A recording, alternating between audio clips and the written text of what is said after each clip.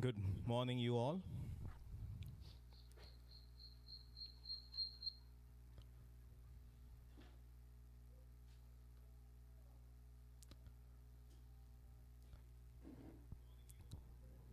We welcome you from the Prairie View Cricket Complex. This is the first semi-final of the 2023 edition of the Houston Premier League. With me, I've got Mr. Brian Walters, the voice and the face of Houston Premier League. Good morning, Brian. You know, you keep saying that. People are going to start believing you. What a fantastic event. Oh my goodness. The very first ball clipped straight to short fine leg. That is a chance. It was firmly struck, but you expect at this level for the fielders to hold on to those types of catches. So 3 deliveries in.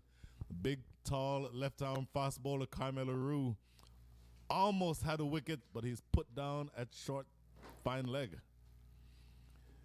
Started saying that you've said that so many times, people are going to start believing that I'm actually the voice of this tournament. Not sure exactly how that happened, but I started also saying that this is going to be a fantastic day's worth of cricket. 2 semifinals, 4 very powerful, star-studded teams, and I think you're going to see some really high-level cricket here for the rest of the day.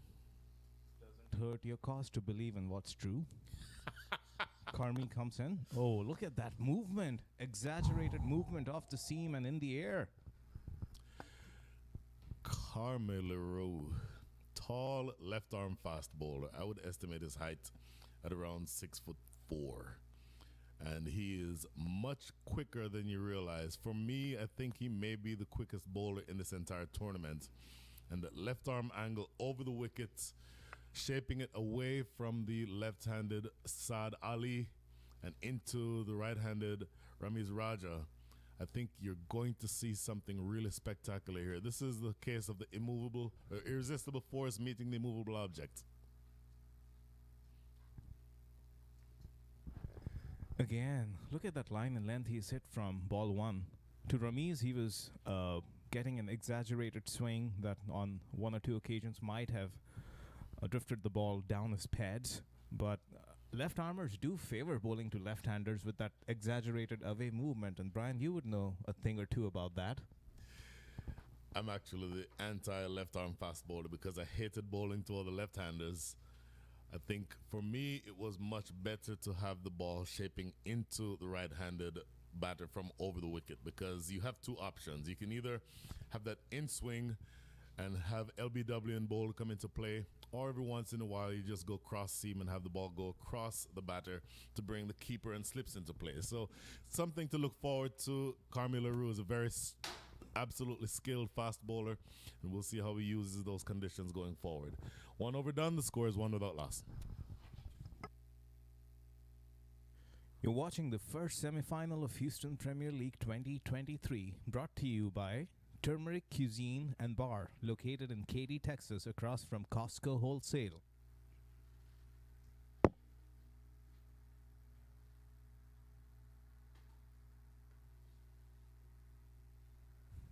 Back live with over number 2.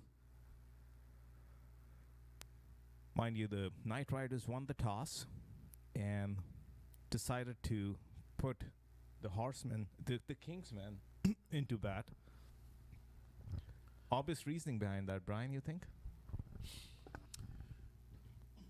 From Jaskaran Malhotra's perspective as a captain, he says that he prefers to bat knowing what target he needs to aim at, which generally, from my perspective, that's what I prefer also. But also, looking at the pitch beforehand, there's a little bit of dampness. You expect that the ball might do a little bit in the morning. Overcast, cloudy conditions. I think the conditions will be batting or better for batting later on in the day. So it's not any surprise to me that they chose to bowl first. This is Musaddiq taking up the attack from the highway end, bowling to Ramiz Raja, who just runs it down to third for a single. Musaddiq Ahmed, diminutive fast bowler, but he's a different type of fast bowler from Carmelo Rue.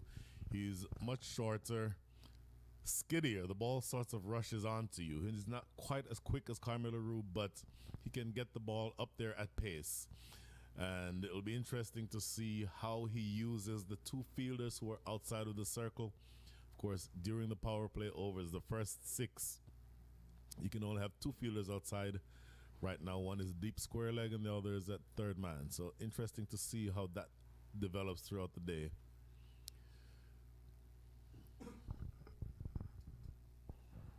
This is a good combination of the new ball attack, a lanky, quick, and tall left-arm fast bowler, and Musadi comes across as somebody who's more of a swing bowler. I haven't seen him generate express pace, but he's more of a line and length and trying to use the new ball kind of a bowler. Drifts a little bit down onto the pads, and it's nicely worked by Saad Ali. There's deep fine leg, a very squarish deep fine leg, and he gets a single. And the obvious reason for that fielder out in the deep being so square is, like we said, Musadik isn't looking or backing on pace, but rather he's looking to swing the new ball. Definitely swings the new ball, and as a right arm fast bowler, he's swinging it into the left-handed Saad Ali, which is why that fielder is out there at square leg. Now, interestingly, if you look for the field for Ramiz Raja, there is a sweeper out on the offside. So to me, that suggests he's going to be going full and wide to keep that fielder in play. And there it is, wide, not quite as full as I think he was aiming for. Ramiz Raja sort of mistiming that one, struck it in the direction of mid-off, but no run. That's a very defensive-looking field to start with. That's a surprising field setting for me. I don't know that you'd want to have a sweeper out on the offside in the second over of a match. Ooh, huge, booming drive attempted. And for the first time, the umpires are in action. Umpire Owen Brown, the former hard-hitting middle-order batter, turned respected umpire from Montego Bay, Jamaica.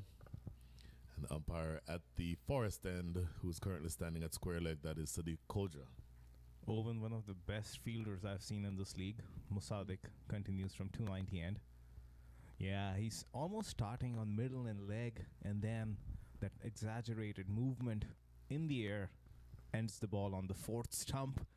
And I think the other reason is you pointed out that sweeper cover. The kind of bowler Musadik is, he has to pitch the ball up to get that swing and get that slip in play. And for that kind of a line and length, somebody like Ramiz Raja would love to drive too. So they just have that insurance policy of him not beating the infielders. And in case he does, then the sweeper is going to stop that boundary. So interesting thinking. I don't know if he can angle one across the left-hander. So far, everything he has bowled is swinging into the left-hander. Oh, whipped away wide of mid-wicket. I think we are going to have the first boundary of the day. It was in the air that would have kept mid-wicket interested for just a short period of time. To his left, diving away, not able to get to it. And that is the first boundary of the day. 4 runs to Saad Ali. He now moves up to 5 off of 6 balls faced. Ramiz Raja faced the same number of balls, only scored 3. With 1 extra, the score is 9 without loss.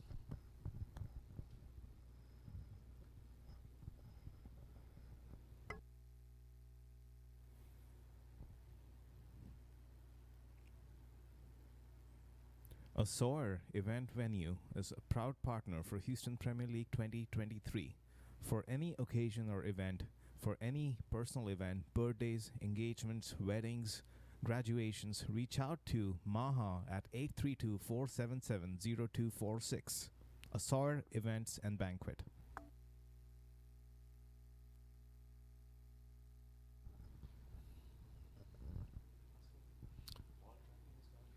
Back live and looking at Carmelo Rue bowling his second over. Skied in the air.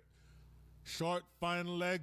Oh, spills another one. That ball was in the air for an eternity. He had more than enough time to settle under it. Misjudged it slightly from our perspective. and ended up trying to take that ball about a foot in front of him where he had to reach forward for it. Hit him in both palms, but when he went to the ground, he was not able to hang on to it. So two big misses. You don't want to drop batters the caliber of Ramiz Raja very often. And Carmelo Rue, I think, is going to be frustrated by that because he well should have had a wicket by now.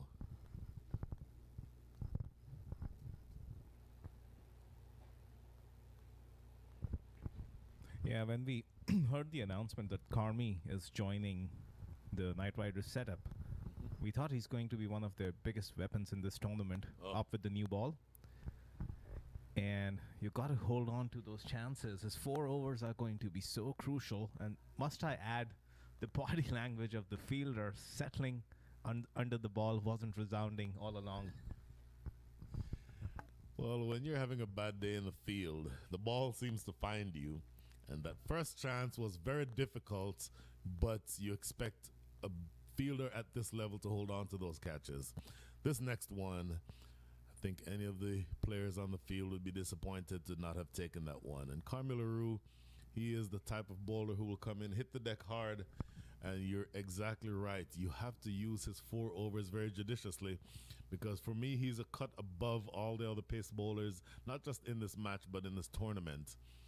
So, you know, for those of you who are unfamiliar with the format of cricket that we're talking about, in a T20 match, each bowler only gets to bowl 4 overs, 24 balls. You have to use them as judiciously as you can. Saad Ali looking to attack the big fast bowler. Not very many people will rush at a bowler the pace of Carmelo Rue. So big swipe and a miss. Carmelo Rue is not being, they're not playing him at all, and they're trying to attack him and it's not working out. But the flip side of that, he's not yet taken any wickets because he, as of right now, does not have the support of his fielders. I know, Brian, you've acknowledged that I keep drawing comparisons from the international cricket players. Sure. Reminds me of Trent Bolt. The way he's running in and that load up and the way he's swinging the ball. Just a beautiful action. And that right there, the way the front arm comes on, nicely nudged. With the swing, opens the face of the bat and it goes to third man. I would agree with you with Trent Bolt with 2 exceptions. Add 4 inches of height and probably 10 kilometers per hour worth of pace. Because I think he's quicker than Bolt and he's certainly taller. He's more of a hit the deck type of a bowler who can also swing it. Yeah. Trent Bolt is well and truly a swing bowler. I agree that the actions are very similar, the load and the release, and they're sort of front on or side on bowlers, both of them. But I think that's where the similarities end. Yeah, and that one with the swing just takes it down the leg side. I think Carmi is also more open-chested. The way the front arm comes on, and it causes a little rotation in the hip and the lower body. And that's also causing a lot of those deliveries to swing back into the right-hander.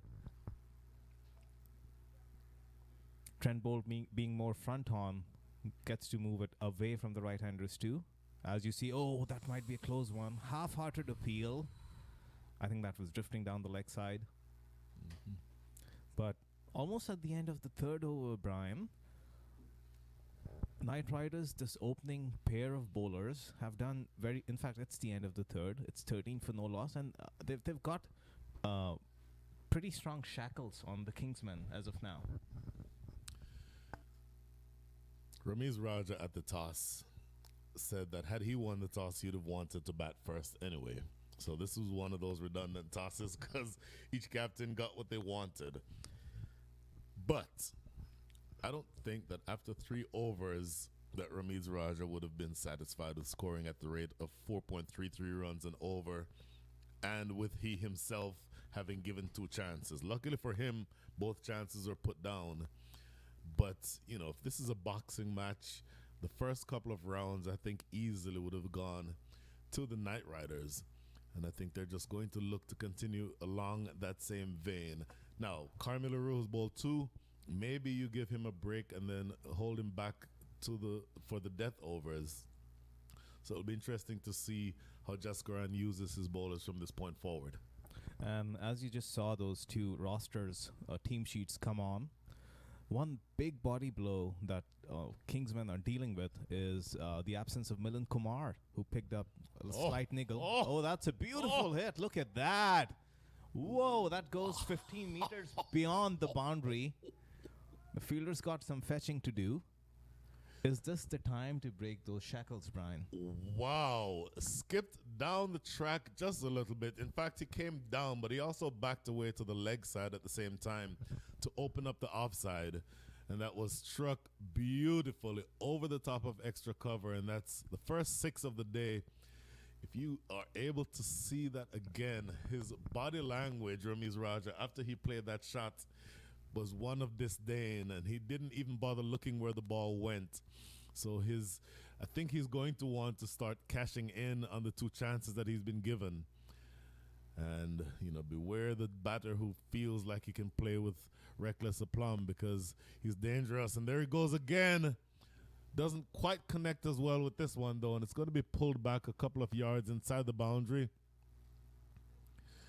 But I think Ramiz Raja clearly has gotten enough of feeling tied down, and he wants to up the ante just a little bit.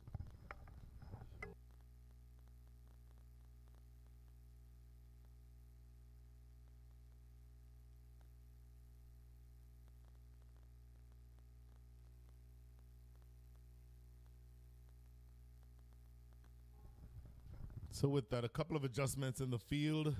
We're still inside the power play overs.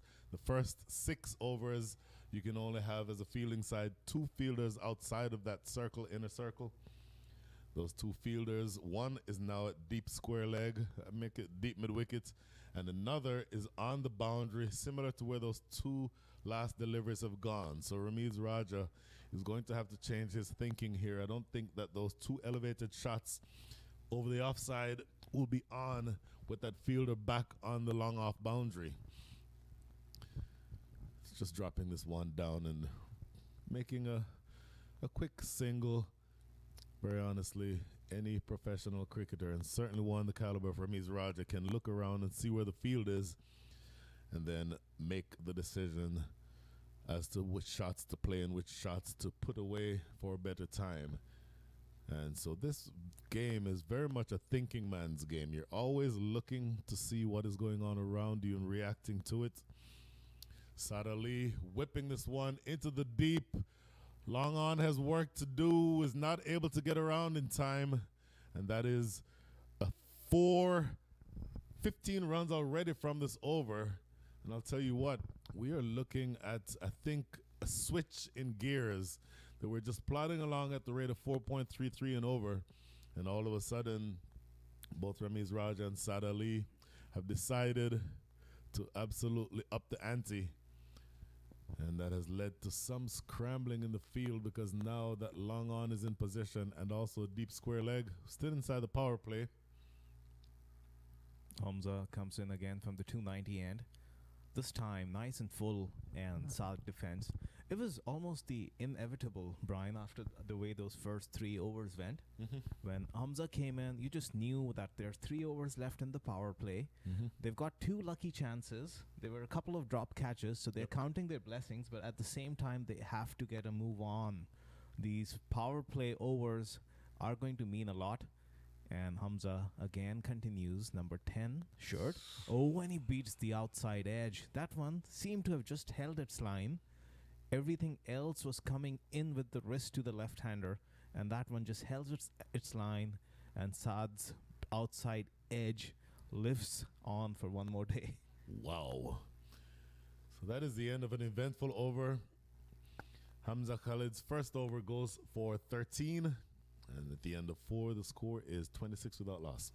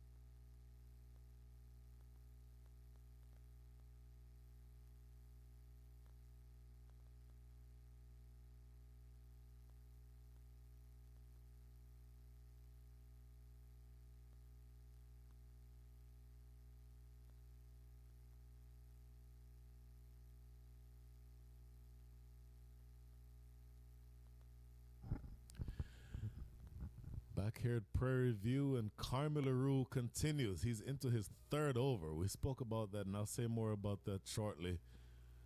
Appeal for an LBW. I think that ball was probably high. He's certainly swinging that ball. From our perspective here, that might have just been high. So back to Carmi LaRue. You've bowled him for 2 overs already. This is now his third. I think it speaks to the importance that Jasker and Malhotra has placed on breaking this partnership, because they're both looking to be very aggressive. And certainly with Ramiz Raja having gone after Hamza Khalid in the last inning, or in the last over, I think it speaks to the fact that Jaskaran needs to have this wicket. That's why his big fast bowler is on for a third over. Yeah, that's a gamble he has had to take. He would have ideally liked to save 2 of his overs, maybe use them in the death or towards the middle stage, but he now needs a breakthrough. These guys are looking to take off now. They have their eyes in, and that's beautifully put. Look at that shot. Carmi LaRue's driver bowls it a little short, and it sets up in the pitch perfectly. Didn't really take off like you would expect it to. Wow. So a fast bowler of Carmi LaRue's stature, when he bends his back and gets that short ball in there, he expects for that ball to be up around the face or the neck area. This one only got up to maybe stomach height. And for Saad Ali, that's a much easier shot to play a pull, or much easier ball to play a pull shot to. So pulling it easily away in front of square, which again speaks to his expertise as a batter. Oh, goes past the outside edge. A good comeback delivery. Carmi LaRue really working up a head of steam here and looking for the challenge. I think in any way possible, he wants to reward the faith that his captain has in him. He absolutely wants to get this wicket. Saad Ali is not going to make it any easier on him, but boy, I tell you, it's going to be something to keep an eye on. The battle within the war. Let's see who wins this battle. And a quick single taken. It certainly is a gamble to only have 1 over remaining for your premier strike bowler after this inning, after this over. But you wanted to break the partnership. So far, it has not worked out the way that Jaskaran Malhotra has wanted for this over. He's only conceded 9 runs and 16 legal deliveries. He's worth his weight in gold at this point in time for the Knight Riders.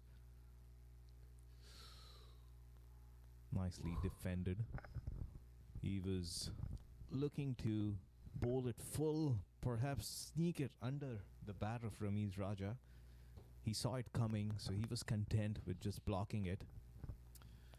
And if I am Ramiz Raja, I'm going to make sure that with this last ball of the 5th over, that there is no way in the world that this is a wicket. So I want to treat this ball as if it's a test match and not take any chances. Good, proper high arm. And driven into the mid-off area for a single. So, again, speaking of the battle within the war, that battle, I think, was won definitely by the Kingsmen, because they've used up or forced the Knight Riders to use up another over from their strike bowler. Only 1 left for Carmi LaRue. The score is 33 without loss.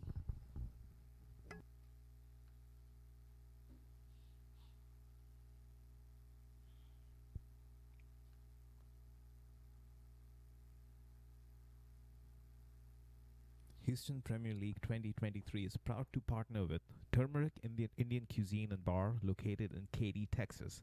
Turmeric are a new establishment in the greater Houston area and specializes in spicy Indian curries and catering, and they're happy to host all your events. Do come and try them out.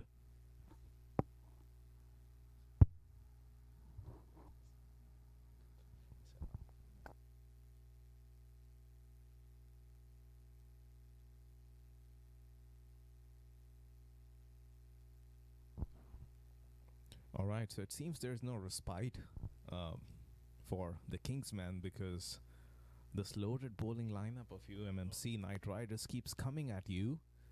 You have just seen out the first 3 overs of Carmi LaRue, Who's the new bowler? Imran Khan Jr.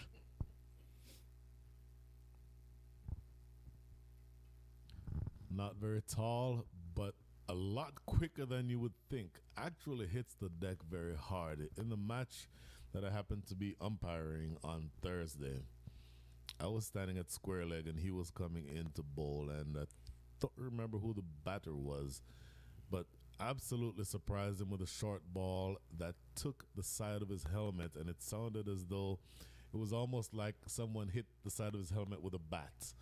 It was very quick, and he ambles to the crease. He doesn't sprint to the crease, but he has a lot of power in his shoulders, and that load and gather and then exploding towards the batter. That ball is coming out a lot more quickly than you'd realize.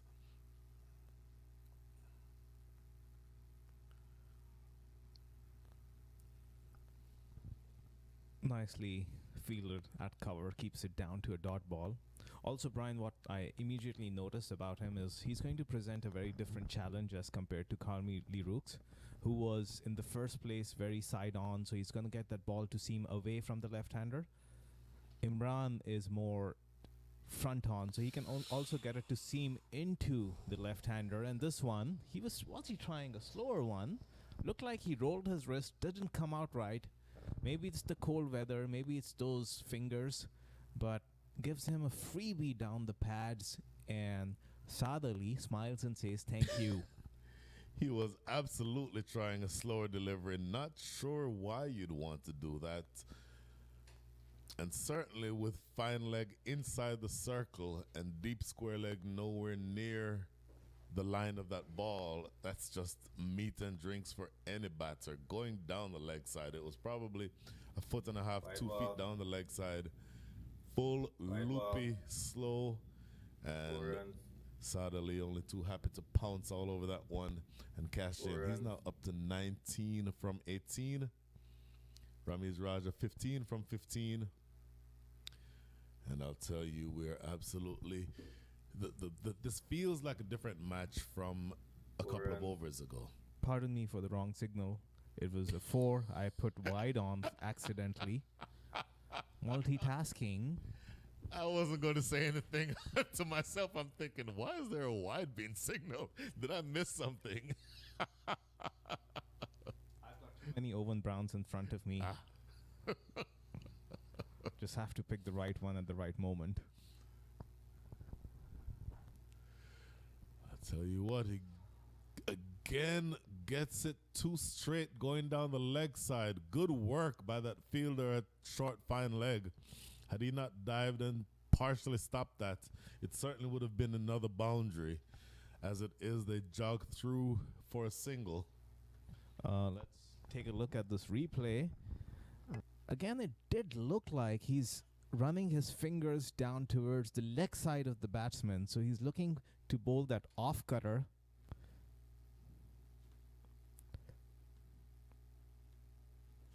This one is slightly short and wide. There was no third man, so those two fielders in ring had to scamper and dive. One stops it, the other covers him to get the ball back to the keeper and keep it down to 1 run. Imran Khan Jr. would consider himself lucky to get out of this over with just 8 runs conceded. There were a couple of freebies in that over. Yes. At the end of 6, it's 41 for no loss.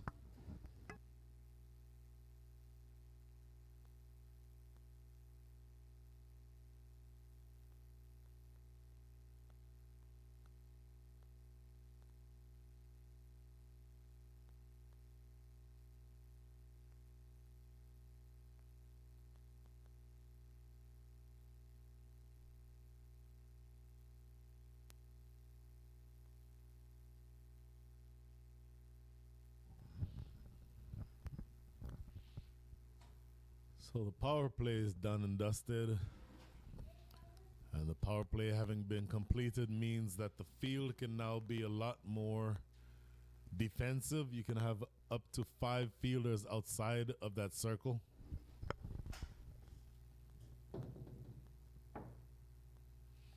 Who, according to you, after that power play, Brian, is the happier of the two captains?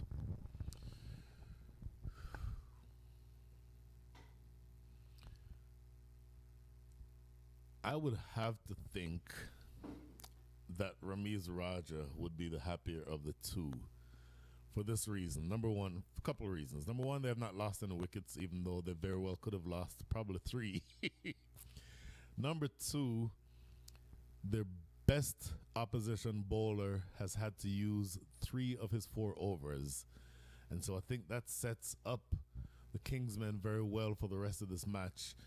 Looking to pull that one away. Hamza Khalid getting that one up there much quicker than you'd realize. Correct me if I'm wrong on this, Munir. I saw somewhere on social media a few months ago that he was voted or adjudged to be the quickest young bowler in the Houston area.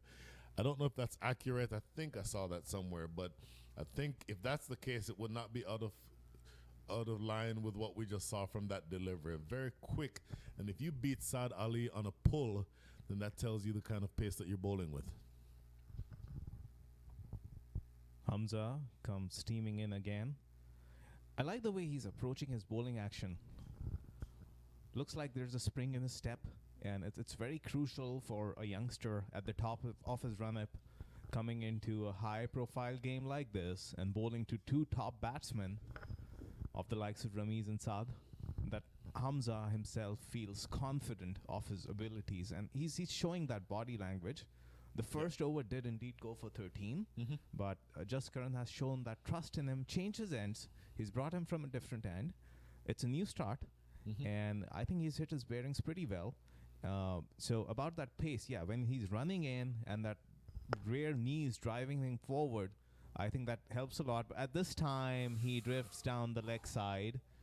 Ramiz Raja, with disdain, one knee to the ground, almost sweeps it backward of that square leg and picks up a 4. The right Owen Brown is now going to show up on your screen.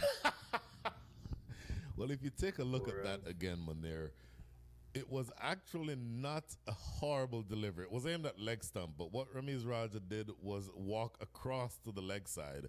So from that standpoint and from his perspective there, he made it into a ball going down the leg side just with his movement.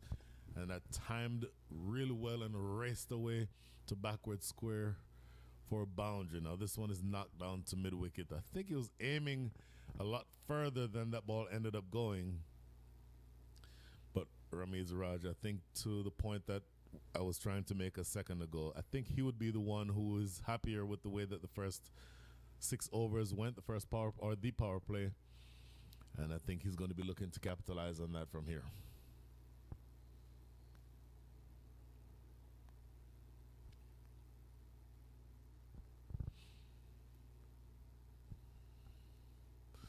Oh, skied. And that landed on the rope from in front of us. I think, yes. Just looks to have landed exactly on the rope. And on the rope means that it is a 6. So Saad Ali stepping inside of the line of that delivery from Hamza Khalid and depositing it over the rope. Or I think for me it landed directly on the rope. All of the members of the Kingsmen are right in front of us here in the commentators booth, and they're all signaling 6. Obviously, they are motivated to do exactly that. But for me, that did go all the way. And so I think it's correctly been adjudged as a 6. That brings up the 50. 53 without loss after 7. And we are off and running.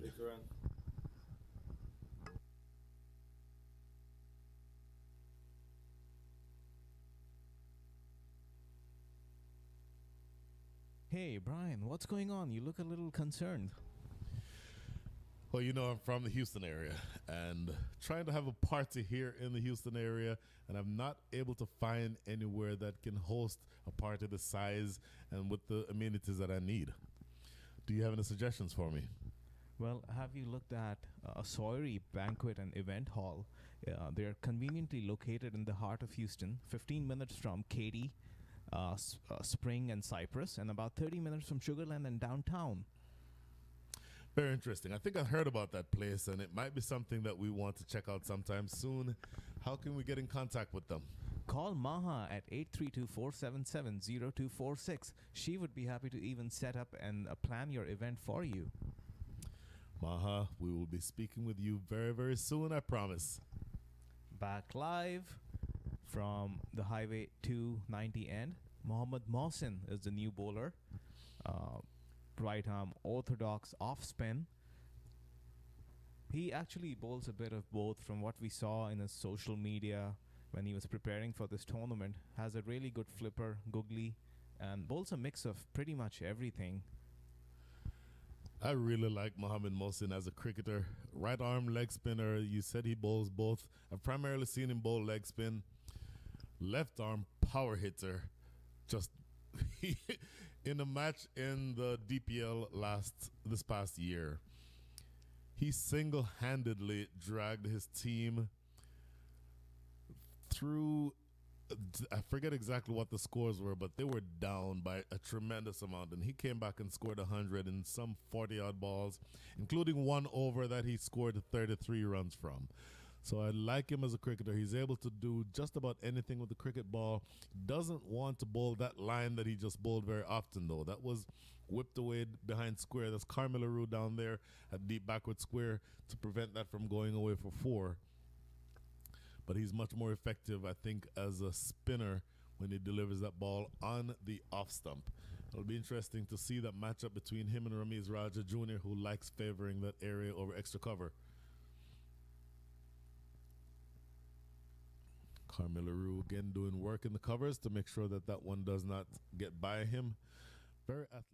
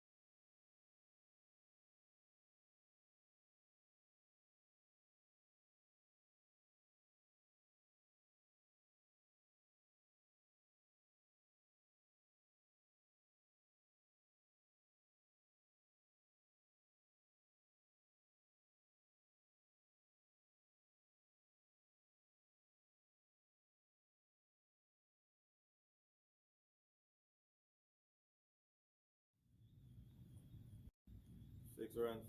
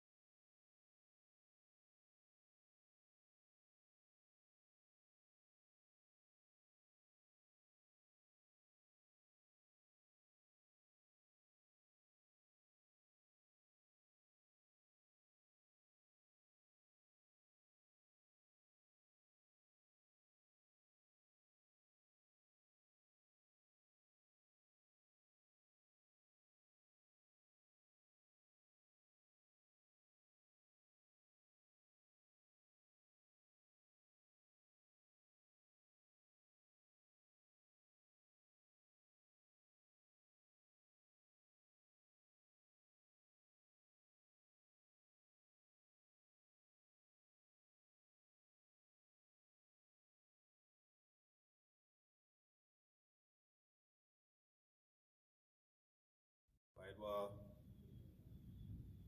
wide ball.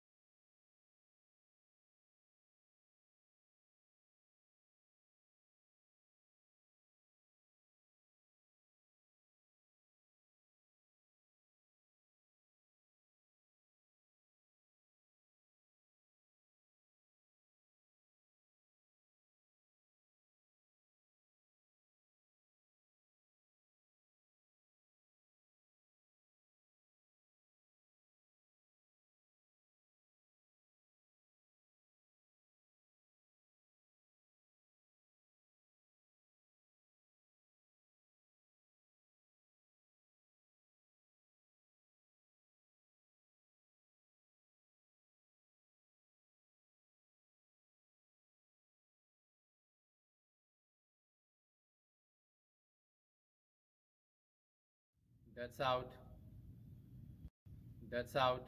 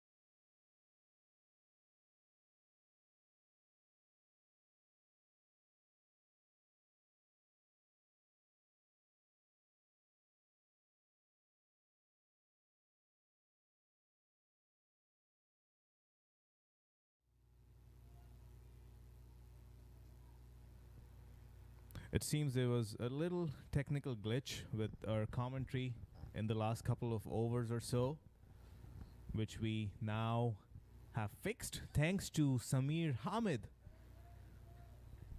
It's a blessing to have you all live, calling out our every move, every mishap. We have a decent audience engagement today, given the stakes, which are hinged on the semifinal. Thank you very much, Samir. Mohamed Mohsin in for his last over.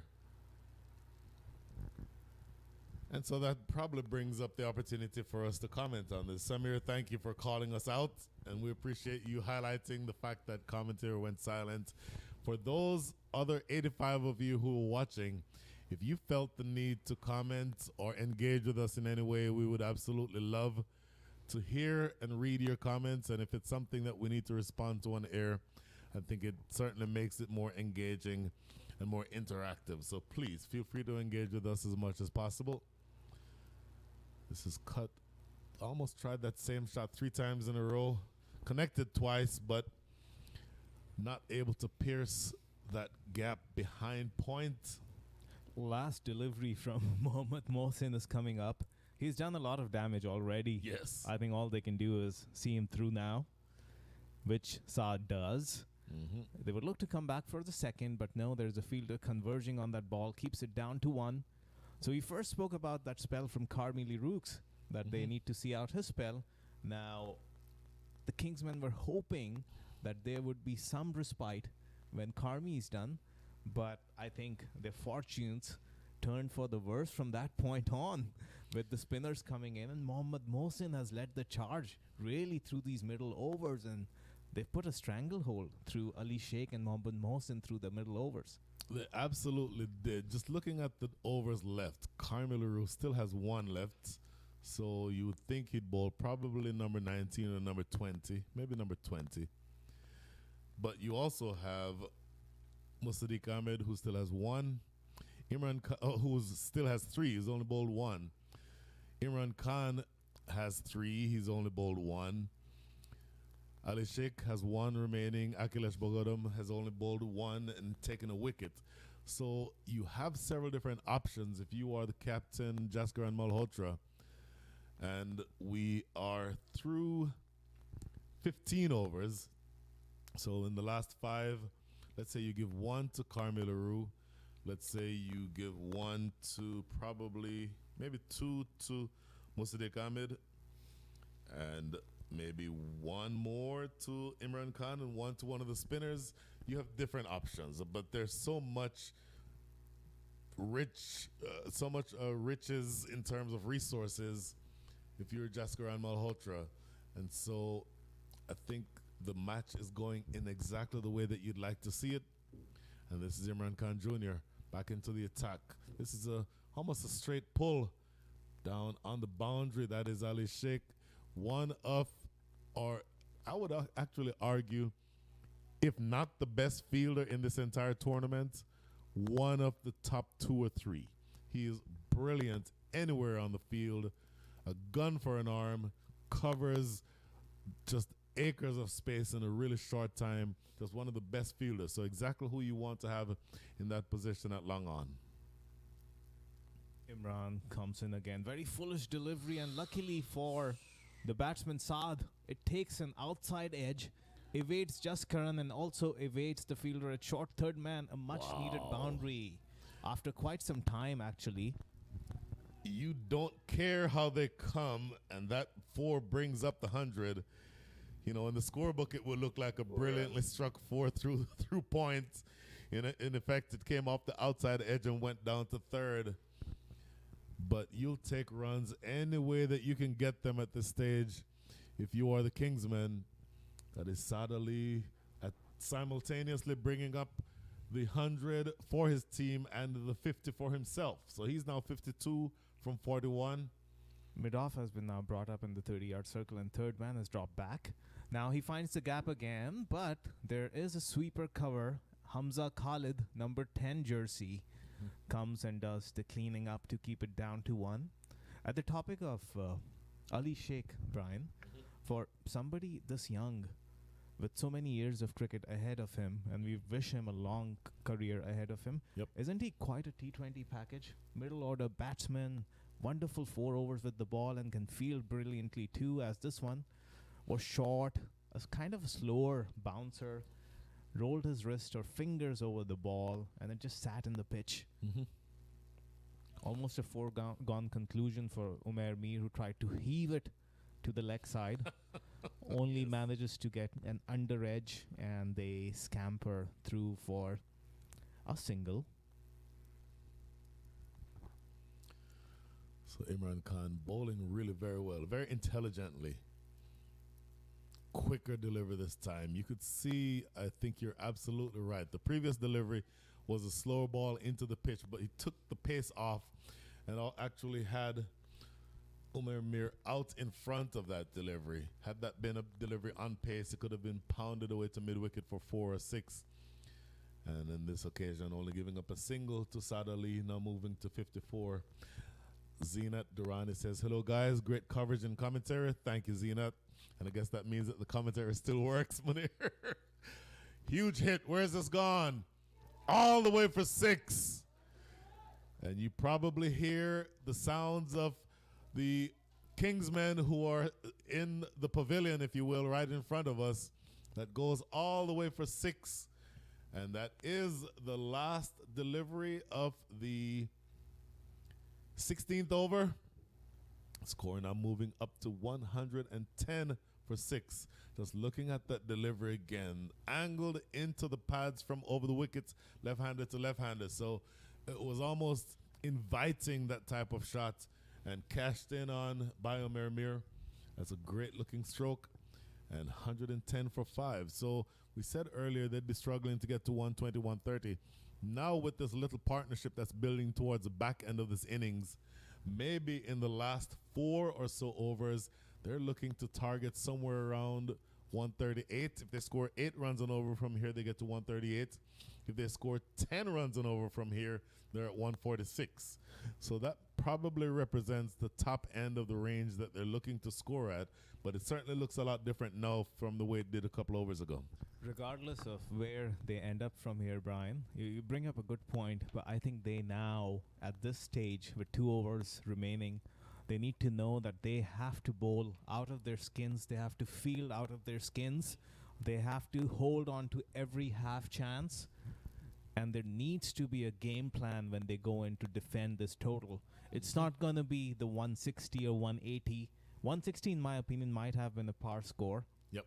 But now that they're falling at least 20 under, that one's going to be a wide down the leg side, signaled by umpire Sadiq. Yeah, now that they're falling at least 20 under, they have to compensate for that subdued batting performance, an under par batting performance, if I may, with their bowling and fielding.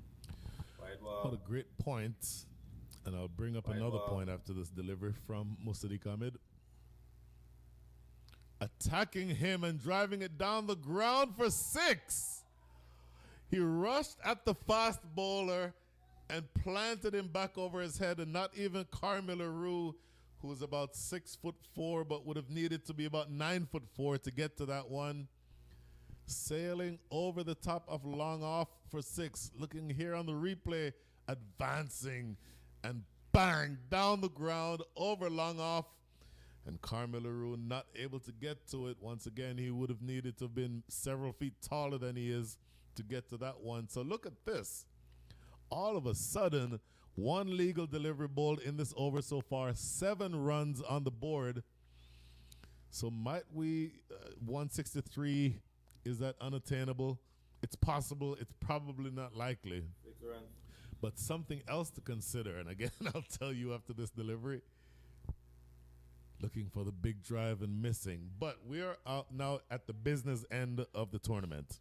So every delivery takes on significance. Every dot ball takes on significance.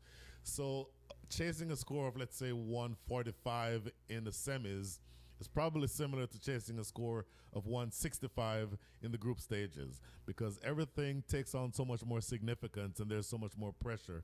So it's not going to be easy to chase down this total, whatever it ends up being.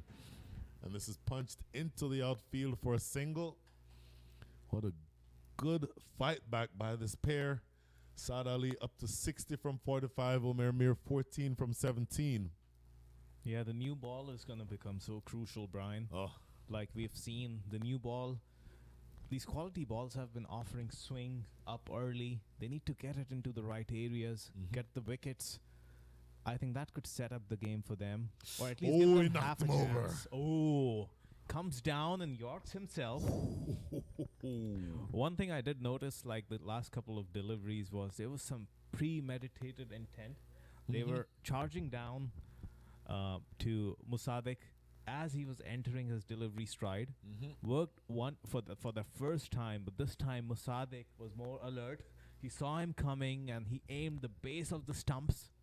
There was not much Omer could do, and now with that brings on The man who we've been calling for about 5 overs, Shadley Van Skalkvik, former South African professional player who I think is a game changer in a number of different ways. He can affect the game. That's out. He's, in baseball terms, he's a 5-tool player.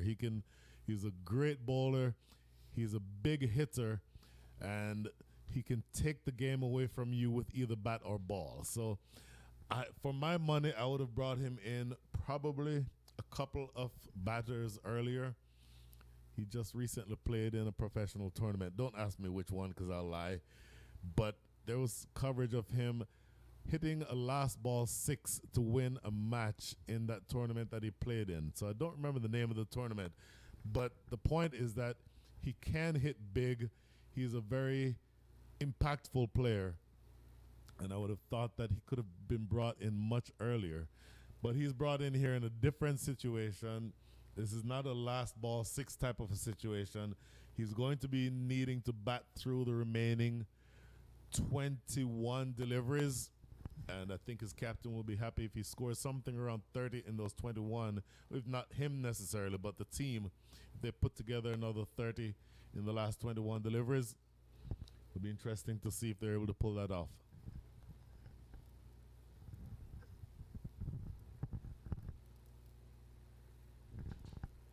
also have to admire the way Jaskaran Malhotra has managed his bowling resources, the way he has changed them around. He's also, I think, come in prepared with those matchups in mind. Which bowler comes on at what stage of the game and which batsman is my certain bowler targeting, has been mindful of left arm and right arm combinations. Brilliant captaincy by Jaskaran. We know he's a thinking cricketer. Again, this is very full. Point and third man converge. They're going to get back for a second. Shadley is off the mark. Yep, squeezed off the outside edge by Shadley Van Skalkvik. Looking to play that through the covers and got it much finer than he was planning, I think. Certainly looking to have that go through the offside, but he was aiming through the covers and it ended up going down to third. But I don't think he cares where he gets the runs as long as he gets them. And this is punched into the extra cover area for another single. That is the end of the over. So successful over by Musaddiq Ahmed. Started out expensively with 7 runs from the first official legal delivery, but then after that calmed things down and then ended up getting a wicket. So a big turn of events. Just 3 more overs remaining. The score is 121 for 6. Now looking at this bowling card, Brian. Musaddiq just bowled. Hamza Khalid has got 2. Imran Khan Jr. has got 2. Ali Sheikh has got 1 and Akhilesh has got 3. But I think we can take it as a given that he may not bowl spinners at this stage. So amongst Imran Khan Jr. and Hamza Khalid, and actually Karmi has got 1 over left. That settles the debate. Becomes a mute point, really. So I think Karmi bowls either 19 or 20. Imran Khan has 1 more, but I don't know that you bowl Imran Khan to 2 lefties. I think that's what he's doing, though. I see Imran marking his run up. Oh, that is Imran, okay.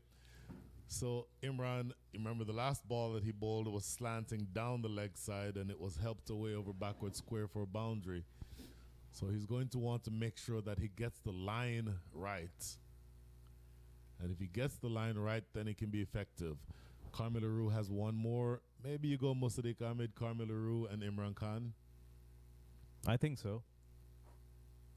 He's got plenty of options. That's what we said. The way he has exercised his options. And he didn't even have to bring Carmi back during those middle overs. Because since the spinners came on, they tightened the noose. They got those important wickets. And the Kingsmen had no choice but to just play through the motions during those middle overs. For Munir, there's nothing worse than somebody who thinks they know everything about everything. And what's even worse is when that person actually does know everything about everything. On a completely unrelated note.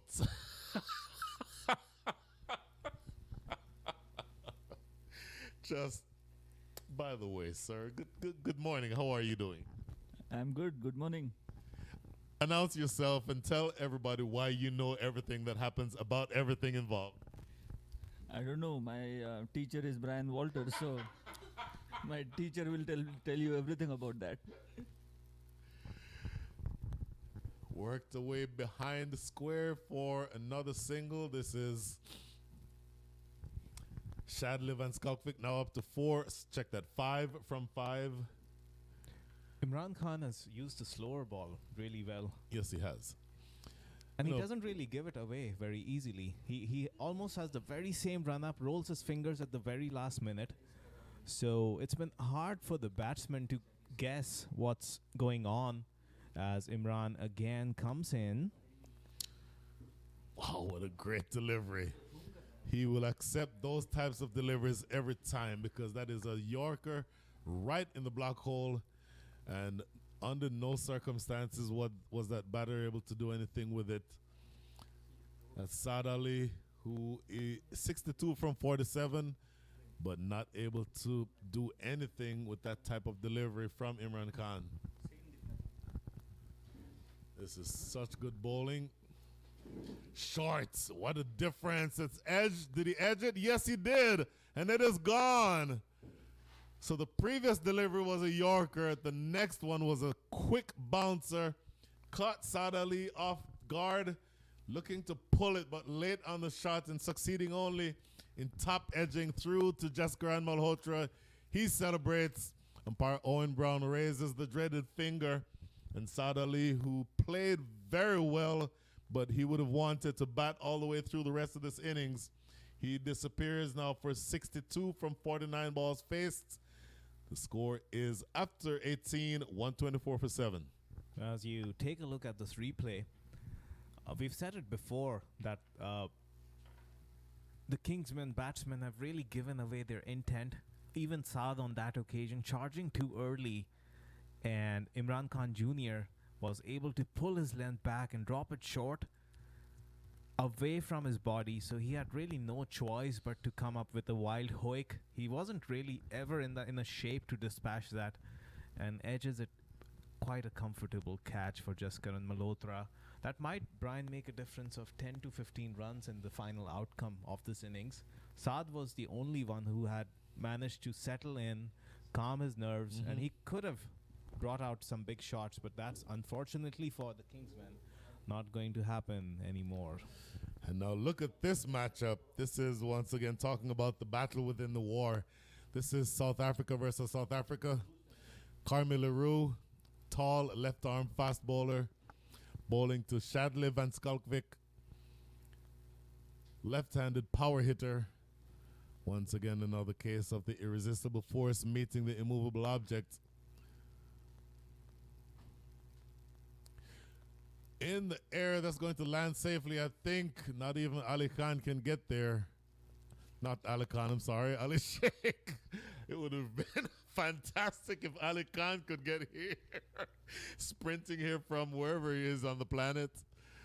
Ali Sheikh coming in off the boundary and only keeping the damage to 1 run. Carmi LaRue is going to be very difficult to score heavily off of. And just a plethora of left-handed hitters towards the back end of this innings. Next delivery just punched down the ground for a single. I think that they're going to accept 6 singles from Carmelo Rue if they can. I don't think they're going to try to attack him. And I think they'll take their chances off of whoever bowls the 20th. I think it very well could be Imran Khan.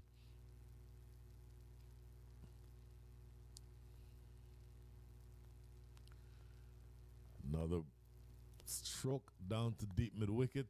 Another single. He's not the type of bowler that you can attack easily, Carmelo Rue. And he hasn't really brought out the Yorkers. He's just bowling good length, keeping it pretty simple. Because the Kingsmen are already 7 wickets down. There's been so much pressure on them. All they can manage to do is throw their bats. And look at that. As I said, he hasn't brought out the Yorker. Somebody passed the message on to him.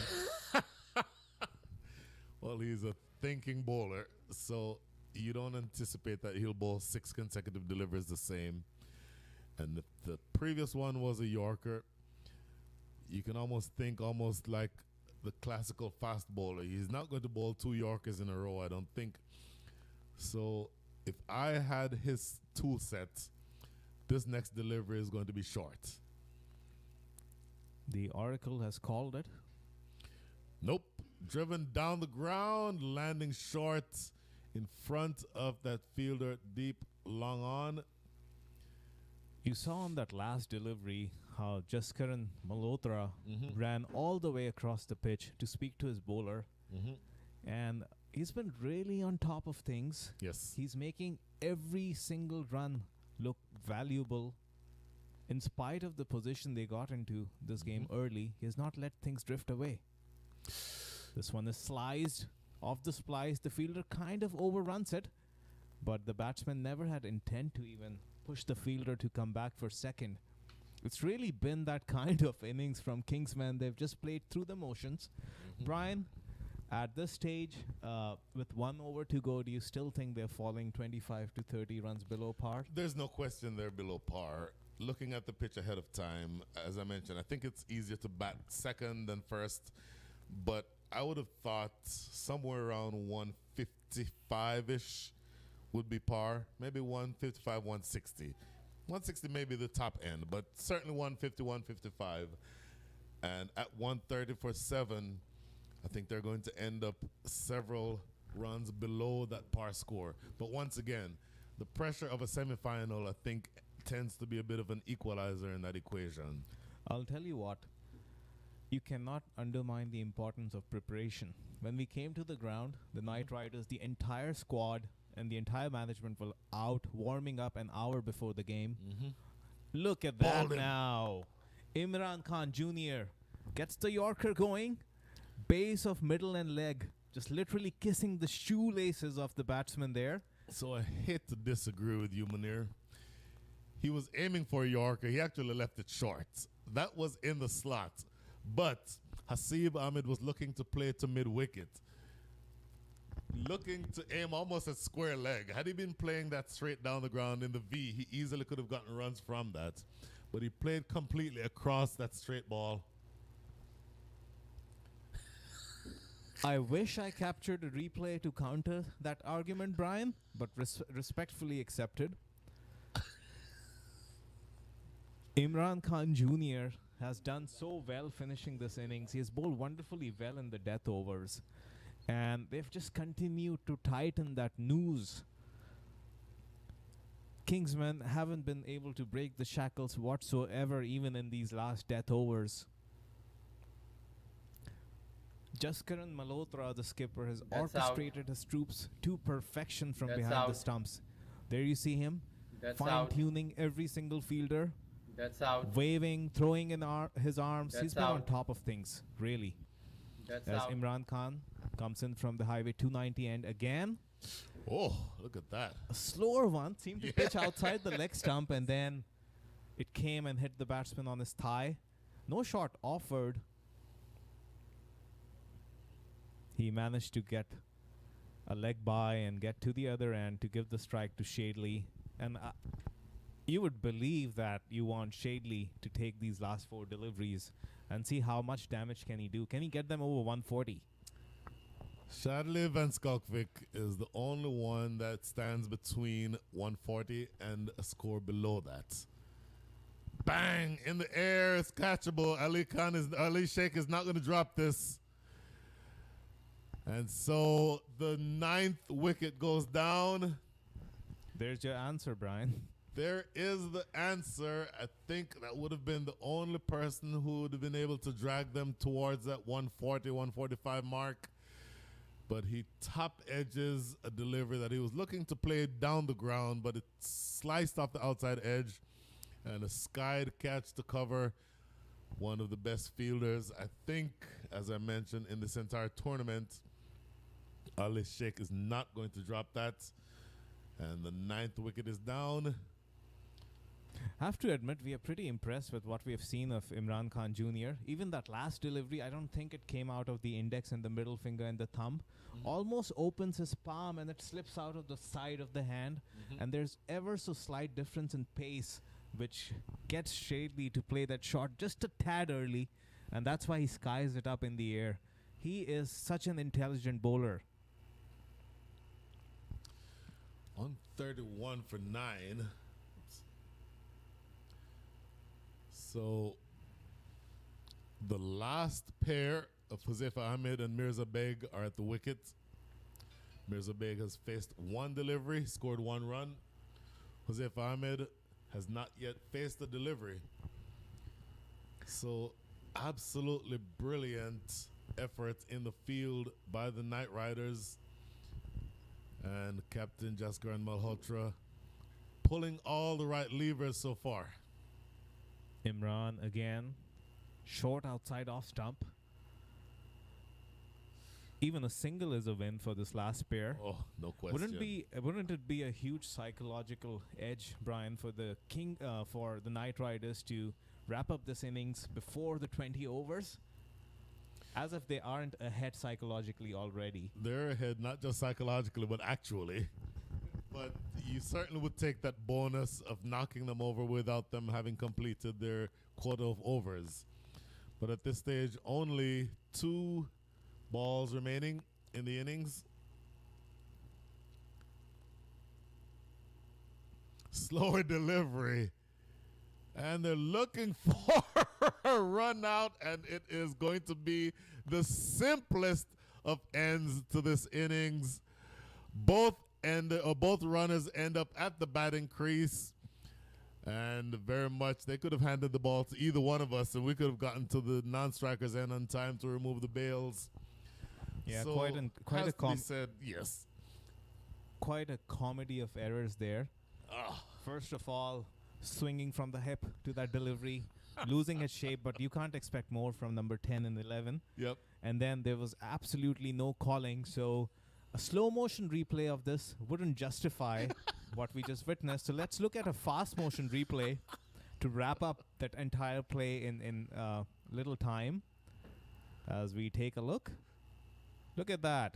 Wow. Both at the same end, eye contact, but that's not going to help their cause as the innings now has wrapped up at 132 for 10. I don't know if you've ever heard the music Yakety Sax.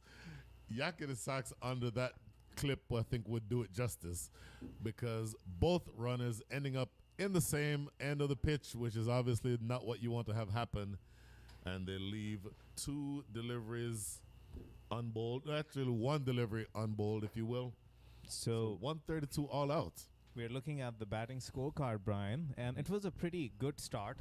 Rami scored 30 of 26, and Saad Ali batted almost till the end of the innings with 62 of 48. But besides that, it's really been a sorry story, and I think the collapse started within those 3 deliveries when they lost Ramiz Raja and Hamad Azam, who was a golden ball duck, and then they were up against the ante from that point onwards.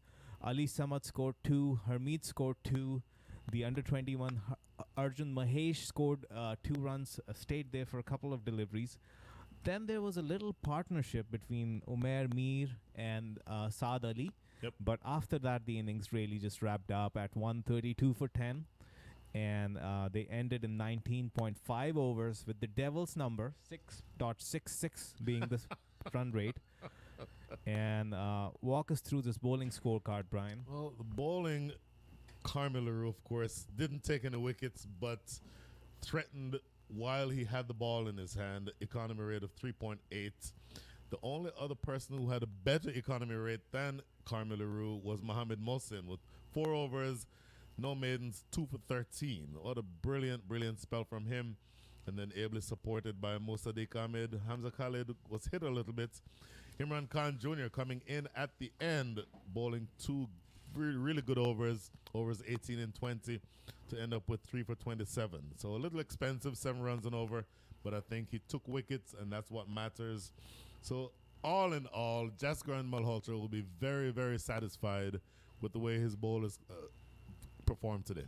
Yeah, even if you look at the fall of those wickets, the first wicket yielded 66 runs, but then it was wickets every over or so. 66, the first wicket fell, 68 the second, 71, 73, 75. So within the space of 9 runs, they lost 5 wickets.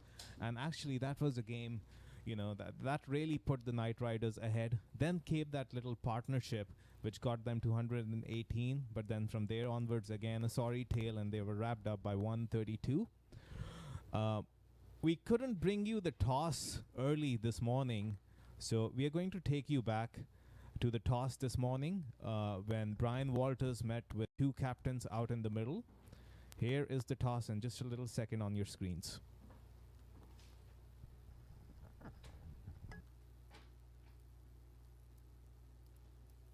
Are you ready? Okay.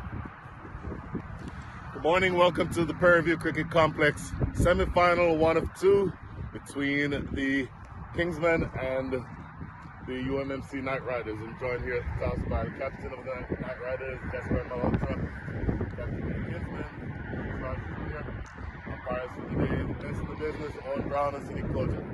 So the toss will be done by Mr. Raja. Heads is the call. And umpire. Heads it is. It is a heads. So, that's That's an interesting call. We were looking at the pitch beforehand, and we thought that could be an argument for either bowling or batting first. Why are you bowling first? Just like conditions are cold, as we can see, we're all wearing beanies and fresh wicket. And me personally, as a skipper, I like to see a target on the board so that we can plan accordingly. But being said that, they're a quality side, and I wish them luck, and hopefully the best team comes on top. And now, obviously, you've played a lot of cricket for a long time. This facility the pitch was a little bit tricky in the first couple of games, beginning of this tournament. I think the last couple of days the pitches have sort of calmed down and more predictable. So what type of total are you looking to want to chase? We actually played on the ground one over there. Pitch was actually very tricky over there, but hopefully this pitch looks okay. But I feel like fresh start, it can be, again, as I said, we wanted to bowl first, so we don't really set a target. But if I back my bowlers and if we bowl quality balls and if we get those 10 quality balls and 10 wickets, and hopefully we can get them out as soon as possible. Fantastic. Best of luck. Thank you. And Mr. Raja, batting first on this wicket, what are your thoughts just from a quick look? Personally, I always love to bat first. For some reason, I'm an opener, so I would like to take that challenge. But yeah, pitch looks slightly on the damp side. But in the end, toss doesn't matter if you play decent. So you finished at the top of the group. You appear to have a very settled side. Are we going to see you in the finals tomorrow? Hopefully, that's what I'm hoping, because unfortunately we got an injury. I think Belen is not feeling well, so I think he's not playing, so we have to test someone else. But yeah, we do have a balanced side, and looking forward to the finals. Fantastic. Best of luck. Thank you so so much. Thank you. So once again, the news from the center. I'm not crying. The wind is still coming in just a little bit, not quite as strong as it was earlier in the week. But the news from the center is that the UMMC Knight Riders have won the toss, and Captain Jasker Malhotra has decided to have a ball. Everybody ready? Okay. Good morning. Welcome to the Prairie View Cricket Complex. Semi-final 1 of 2 between the Kingsmen and the UMMC Knight Riders. I'm joined here at the toss by the captain of the Knight Riders, Jasker Malhotra, captain of the Kingsmen, Umpires for the day, best in the business, on ground and city closure. So the toss will be done by Mr. Raja. Heads is the call. And umpire. Heads it is. It is a heads. So, Graham, you want to toss it? That's an interesting call. We were looking at the pitch beforehand, and we thought that could be an argument for either bowling or batting first. Why are you bowling first? Just like conditions are a little cold, as we can see, we're all wearing beanies and fresh wicket. And me personally, as a skipper, I like to see a target on the board so that we can plan accordingly. But being said that, they're a quality side, and I wish them luck, and hopefully the best team comes on top. And now, obviously, you've played a lot of cricket for a long time. This facility the pitch was a little bit tricky in the first couple of games, beginning of this tournament. I think the last couple of days the pitches have sort of calmed down and more predictable. So what type of total are you looking to want to chase? We actually played on the ground one over there. Pitch was actually very tricky over there, but hopefully this pitch looks okay. But I feel like fresh start, it can be, again, as I said, we're bowling, we wanted to bowl first, so we don't really set a target. But if I back my bowlers and if we bowl quality balls and if we get those 10 quality balls and 10 wickets, and hopefully we can get them out as soon as possible. Fantastic. Best of luck. Thank you. And Mr. Raja, batting first on this wicket, what are your thoughts just from a quick look? Personally, I always love to bat first. For some reason, I'm an opener, so I would like to take that challenge. But yeah, pitch looks slightly on the damp side. But in the end, toss doesn't matter if you play decent. So you finished at the top of the group. You appear to have a very settled side. Are we going to see you in the finals tomorrow? Hopefully, that's what I'm hoping, because unfortunately we got an injury. I think Belen is not feeling well, so I think he's not playing, so we have to test someone else. But yeah, we do have a balanced side, and looking forward to the finals. Fantastic. Best of luck. Thank you so so well. much. Thank you. So once again, the news from the center. I'm not crying. The wind is still coming in just a little bit, not quite as strong as it was earlier in the week. But the news from the center is that UMMC Knight Riders have won the toss, and Captain Jaskaran Malhotra has decided to have a bowl. Everybody ready? Okay. Good morning. Welcome to the Prairie View Cricket Complex semi-final 1 of 2 between the Kingsmen and the UMMC Knight Riders. I'm joined here at the toss by the captain of the Knight Riders, Jaskaran Malhotra, captain of the Kingsmen, umpires for the day, best in the business, on ground and city closure. So the toss will be done by Mr. Raja. Heads is the call. And umpire. Heads it is. It is a heads. So, Graham, you want to toss it? That's an interesting call. We were looking at the pitch beforehand, and we thought that could be an argument for either bowling or batting first. Why are you bowling first? Just like conditions are a little cold, as we can see, we're all wearing beanies and fresh wicket. And me personally, as a skipper, I like to see a target on the board so that we can plan accordingly. But being said that, they're a quality side, and I wish them luck, and hopefully the best team comes on top. And now, obviously, you've played a lot of cricket for a long time. This facility the pitch was a little bit tricky in the first couple of games, beginning of this tournament. I think the last couple of days the pitches have sort of calmed down and more predictable. So what type of total are you looking to want to chase? We actually played on the ground one over there. Pitch was actually very tricky over there, but hopefully this pitch looks okay. But I feel like fresh start, it can be, again, as I said, we're bowling, we wanted to bowl first, so we don't really set a target. But if I back my bowlers and if we bowl quality balls and if we get those 10 quality balls and 10 wickets, and hopefully we can get them out as soon as possible.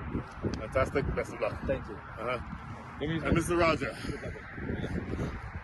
batting first on this wicket, what are your thoughts just from a quick look? Personally, I always love to bat first. For some reason, I'm an opener, so I would like to take that challenge. But yeah, pitch looks slightly on the damp side.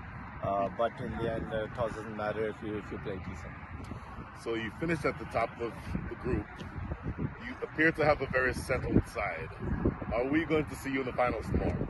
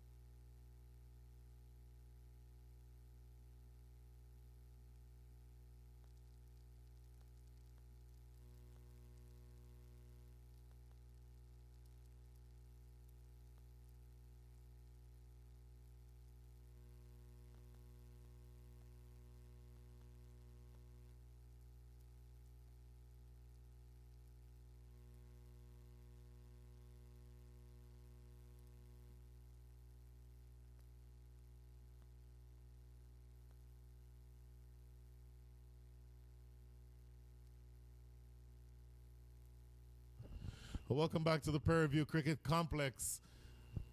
Start for the chase, or of the chase. The Knight Riders are at the wicket, and I think that we just saw one of the most spectacular catches that you'll ever see. Shadley Van Skalkvik, the bowler coming from the forest end, had already been hit for 6, and Mukhtar Ahmed was looking to knock him out of the park again.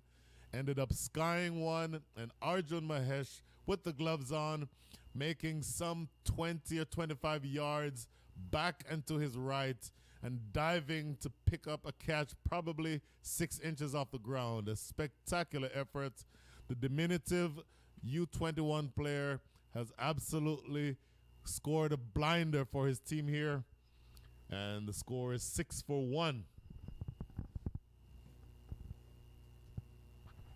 That's the kind of start the Kingsmen were looking for, given that they don't have many runs on the board to defend.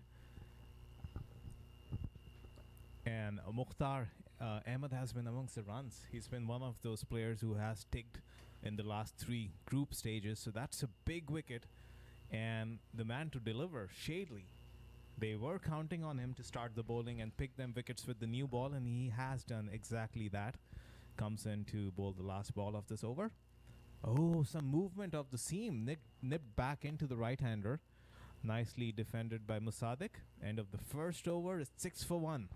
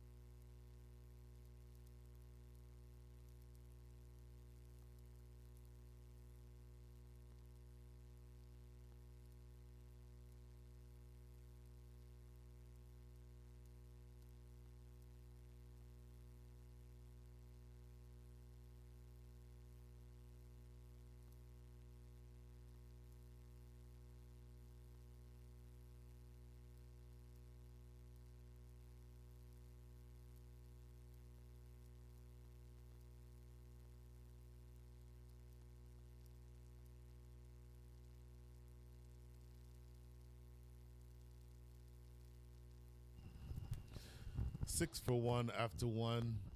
Munir, as you mentioned, the Kingsmen do not have a lot of runs to play with. Measly target of 133, which we thought was undercooked by probably 20 runs. But the only way that they win this match, I think, is by taking wickets. And they've asked their ace opening bowler, Shadley Van Skalkovic, and he is obliged by taking 1 wicket, the wicket of the dangerous Mukhtar Ahmed. Now, Josefa Ahmed is taking up the attack from the highway end, left arm over the wicket. And this is well outside the line of off. Good diving stop there by the keeper, Arjun Mahesh, who essentially has prevented a few byes, in fact, a few extra wides, if you will. A long way to go here. Both teams, I think, will be feeling some pressure. Primarily the Kingsmen,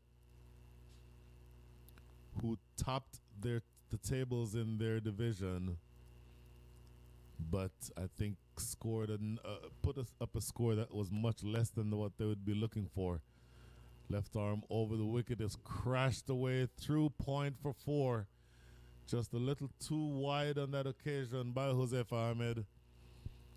And just Naman Anwar is the type of batter who can pounce all over those types of deliveries. Naturally a very aggressive batter, and he saw something he liked, short outside off stump, and climbed into it to get a good solid stroke through the covers for the first boundary. And in fact, that is his first scoring stroke, so he's off the mark with that crashing boundary.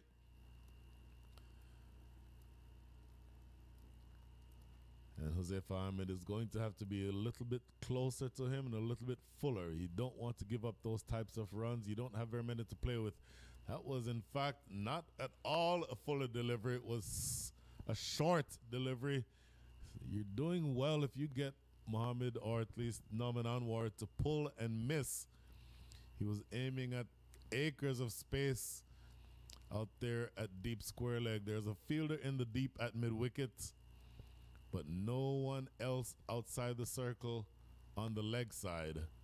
So acres of space out there. That's exactly where Naman Anwar was aiming, but he was not able to get that ball going in that direction.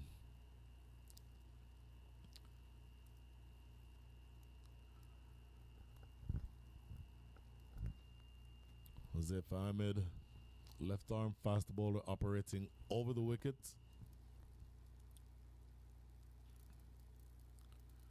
Outside off, this is a good delivery.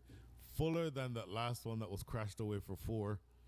And on the right line, that was probably on an off stump line, which is what you're looking to do. Get that ball in that right area. Now he just needs to establish that consistency, because once again, the only way I think they win this is by taking wickets quickly and setting the Knight Riders back. If you get through the power play, if you're the Knight Riders, having only lost 1 or 2 wickets and having scored maybe around 7 runs and over, I think you put yourself in a good position. So you're going to want, if you are the Kingsmen, to make sure that at least 1 or 2 other wickets fall during this first power play. And in addition to that, I think you're looking to restrict the scoring. The rate of scoring right now is, with that wide, in fact, no wide, it's 3 balls bowled in the over so far. The rate of scoring is exactly 8. And they need to score at the rate of 6.54. So it's not going to be a matter, I don't think, of restricting the runs. I think it's going to be a matter of taking wickets. And this next delivery is short and outside off stump, but the adjustment in the field was made. There is now a sweeper out there on the offside. And so, whereas a similar shot yielded a 4 earlier in this over, they only end up with a single here. Naman Anwar, 4, make that 5 from 4. And Musaddiq Ahmed, none from 1.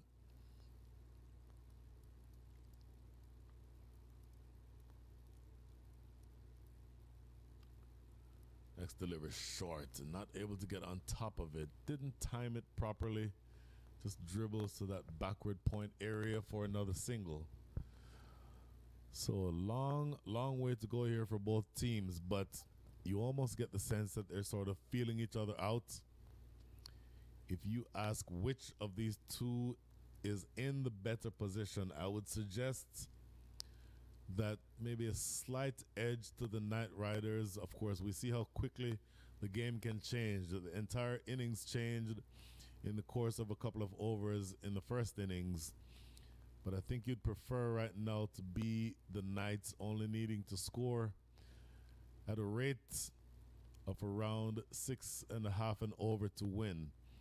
And that is a single. I'd make that a dot ball to end things here in the second. 2 overs up. The score is 14 for 1.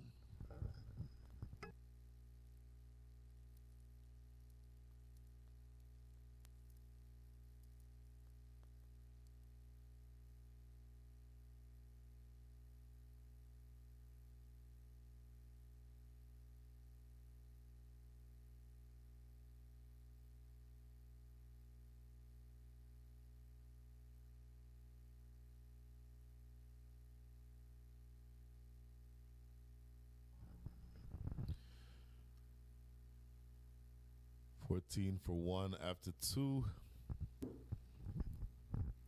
Shadley Van Skalkvik, the bowler from the Forest End, has already taken a wicket, conceded 6 runs. That 6 was the second delivery of the innings that went over his head for 6, but he got his revenge a little bit later, courtesy of a spectacular catch by young Arjun Mahesh with the gloves on. Once again, please do not in any way be hesitant to jump into the comments and speak to us. We love hearing from you. Good morning to you too, my friend Yogesh. And then earlier on, Sumant had mentioned that the Kingsmen were losing the plot.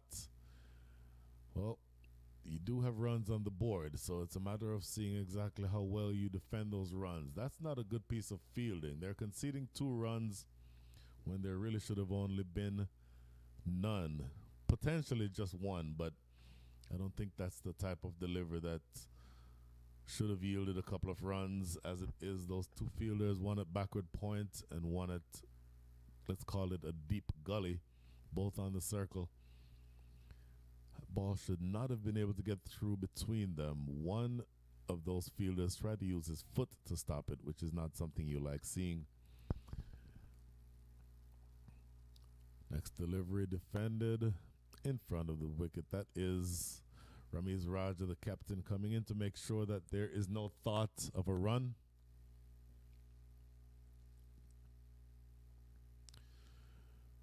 So obviously, again, a very long way to go here, but that early wicket that was taken by Shadley Van Skalkvik will be, I think it will have the effect of buoying the emotions that are being felt by the Kingsmen, but they know that they have much, much more work to do in order to get to something that is a good target, or achieving that target, meaning restricting the Knight Riders from getting to where they need to get to. Just a bit of excitement there. Yes, no, and finally, all of a sudden, just ends up being a dot ball. So we're looking almost, I used the analogy a couple of times about a boxing match. This feels just like a jabbing match going on. This is lofted down the ground. I tell you what, deep square leg was in position. Maybe he had just enough time to come forward and take that. Ended up not going for it, taking the defensive route and not having the ball get by him. So he restricts the scoring to just 1 run. I wonder if there might not have been the chance to have gone for a catch there. The ball appeared to have been in the air long enough. Of course, it's never easy taking those, but something to think about. Next delivery defended and a quick run taken at backward point. It's a good looking single, and you'll take these singles all day if you are the Knight Riders. And that is the end of the 3rd over. 18 without 1, so they're scoring exactly at the rate of 6 runs and over. And that is in the range of where they need to get to be able to take victory from this match. So they'll continue along that same vein, I would think. And the Kingsmen are searching for wickets. 17, make that 18 for 1. We'll be right back.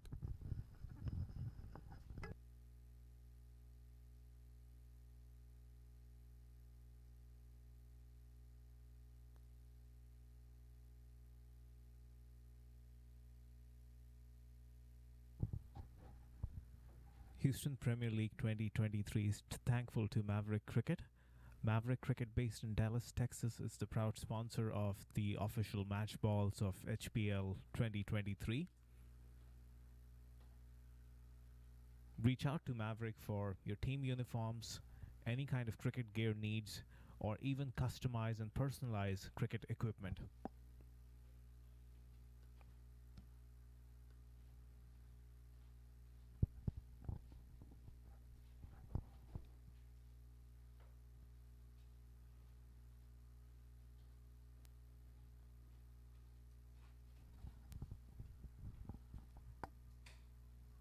So it looks like the first roll of the dice is about to take place. If I'm not mistaken, Harmeet Singh is about to take up the attack from the highway end. Harmeet Singh, the left arm orthodox spinner. And he will be bowling, I think, to Musaddiq Ahmed. It's really interesting, and I mentioned that they need wickets. They absolutely need wickets. So what they're going to need to do is find a way to manufacture wickets. Now, bringing a spinner on inside the power play always has an element of risk. looking to take that ball as a left-hand orthodox spinner, taking that ball away from the right-handed batters. And the right-handed batters are Nauman Anwar 6 from 7 with 1-4, and Musaddiq Ahmed 4 from 7. But as a spinner, you need to be able to get that ball exactly in the right areas, on the right line, on the right length. Because you have no protection, you have minimal protection in the deep. We're still inside the power play. And this is the 4th over. So there's still 3 overs remaining in the power play, including this one. And if you are not exactly on point with your line and your length, things could get out of control. So Harmeet Singh, a very experienced cricketer, played coincidentally on the same U19 India team that won the championship in 2012, if memory serves correctly. Played alongside Unmuk Chand, and in fact also plays here in the minor league system with the Seattle Thunderbolts. And that team happened to win the championship this past minor league season. So here he is, bowling around the wicket, floated up and defended back down the wicket too. He's been in his element, Brian, in this tournament so far. In the last game at the group stage, bowled 4 overs for a miserly 14 runs yesterday. And the Kingsmen are hoping for another special Harmeet Singh spell here today. If they have to have any chance of defending this total, and not just an economical spell, but also picking up wickets. And this one has been put away with disdain. Gets down on one knee, does Nauman Anwar, and dispatches him wide of square leg. You have to be very careful with your line. I'm wanting to see that again to see exactly how close to the leg stump that line was. From around the wicket as the left-hander, you want that ball to be outside off stump. If it's not outside off stump, then you're inviting a big shot. And this is lofted over extra cover, and this goes all the way for 6. So a roll of the dice for Ramiz Raja to bring the spinner on inside the power play. And 3 deliveries in, I would say, as of right now, that's not working exactly the way that it needs to.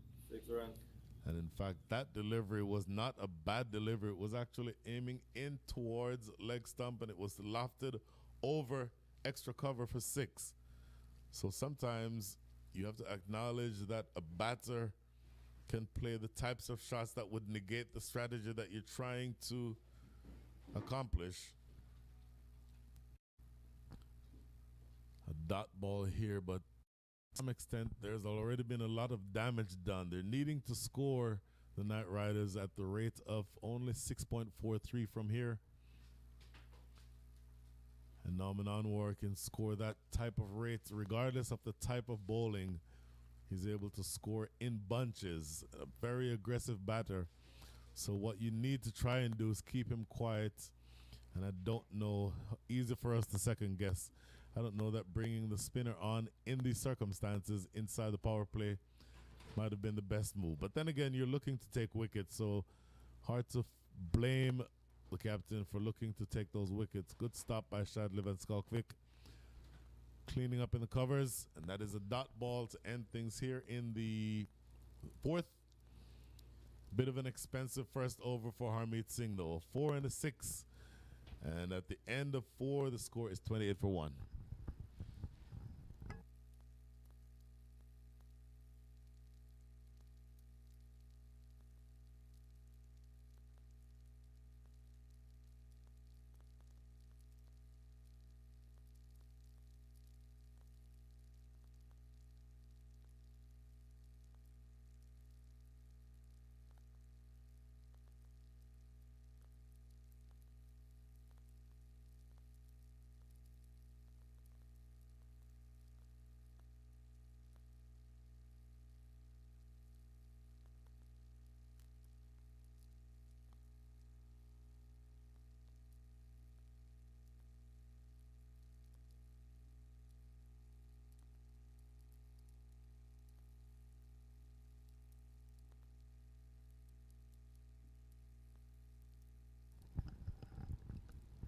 Back at the Prairie View Cricket Complex, it appears as though Josefa Ahmed has been switched and now will be bowling from the Forest end. Shadley Van Skalkvik's 2 overs only yielded 10 runs and he took 1 wicket. So they're saving him back for the back end of this innings, I would think. And in the meantime, this appears as though Josefa Ahmed, who's already bowled 1 over, that 1 over yielded 8 runs, and he's now going to be asked to, hopefully from their standpoint, knock over a batter or 2, because it really is the case that they need wickets. The required rate from here is 6.56. First delivery outside off, looking to force it off the back foot, not making any contact. So the required rate 6.56. In fact, after that delivery, the required rate is now 6.63. But they're scoring the Knight Riders at the rate of 6.72. So no issues whatsoever with the rate at which they're scoring. And you get the sense that the Kingsmen are going to have to do something to force the issue. And if they're not able to knock over a wicket, not able to knock over a batter or 2, then they're going to have a hard time winning this match. Driven to mid-off, that is Harmeet Singh patrolling in that area to prevent a run. So we have a long way to go here in this match. We are into the 5th over, so we have 1 over and 4 deliveries remaining in the power play. After the power play has been finished, then you can spread the field out a little bit. So you would expect that they would use some of the fielders outside in the power play, but this is whipped around the corner. That's going to be 4. Not a good line going over leg stump. It appeared from here. This is going to be a left arm fast bowler who's going to need to get that ball outside off. And looking again at where that ball ended up, it's a little too straight. And from that angle, you need that ball outside off stump to really trouble a batter. And as I started saying, you're inside the power play, so only 2 fielders allowed outside the circle. There's a man at deep backward square leg, and there's a sweeper in on the boundary. Those are the 2 outside off. So you don't have a lot of margin for error if you're not bowling the types of deliveries, maybe a little bit fuller and a little bit straighter. But those types of deliveries are going to disappear. And this is well played, but right to man at short third.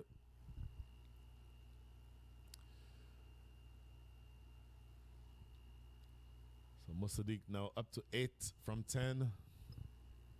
Naman Anwar 16 from 13. Very explosive batter that he is. And there is plenty of batting to come. The captain himself, Jaskaran Malhotra, still to come. Ali Sheikh, who we mentioned before. Mohammed Mohsen, who can be a big hitter. And a couple of others who can help themselves with the bat. So I don't think it's a matter of being able to not score. I think it's going to be a matter of the Kingsmen doing what they need to do to take wickets. It really is a wickets game at this stage. Just a better delivery, very much in the right areas, on the right line and on the right length. And that's exactly where he needs to stay in order to be able to cause or create some type of pressure.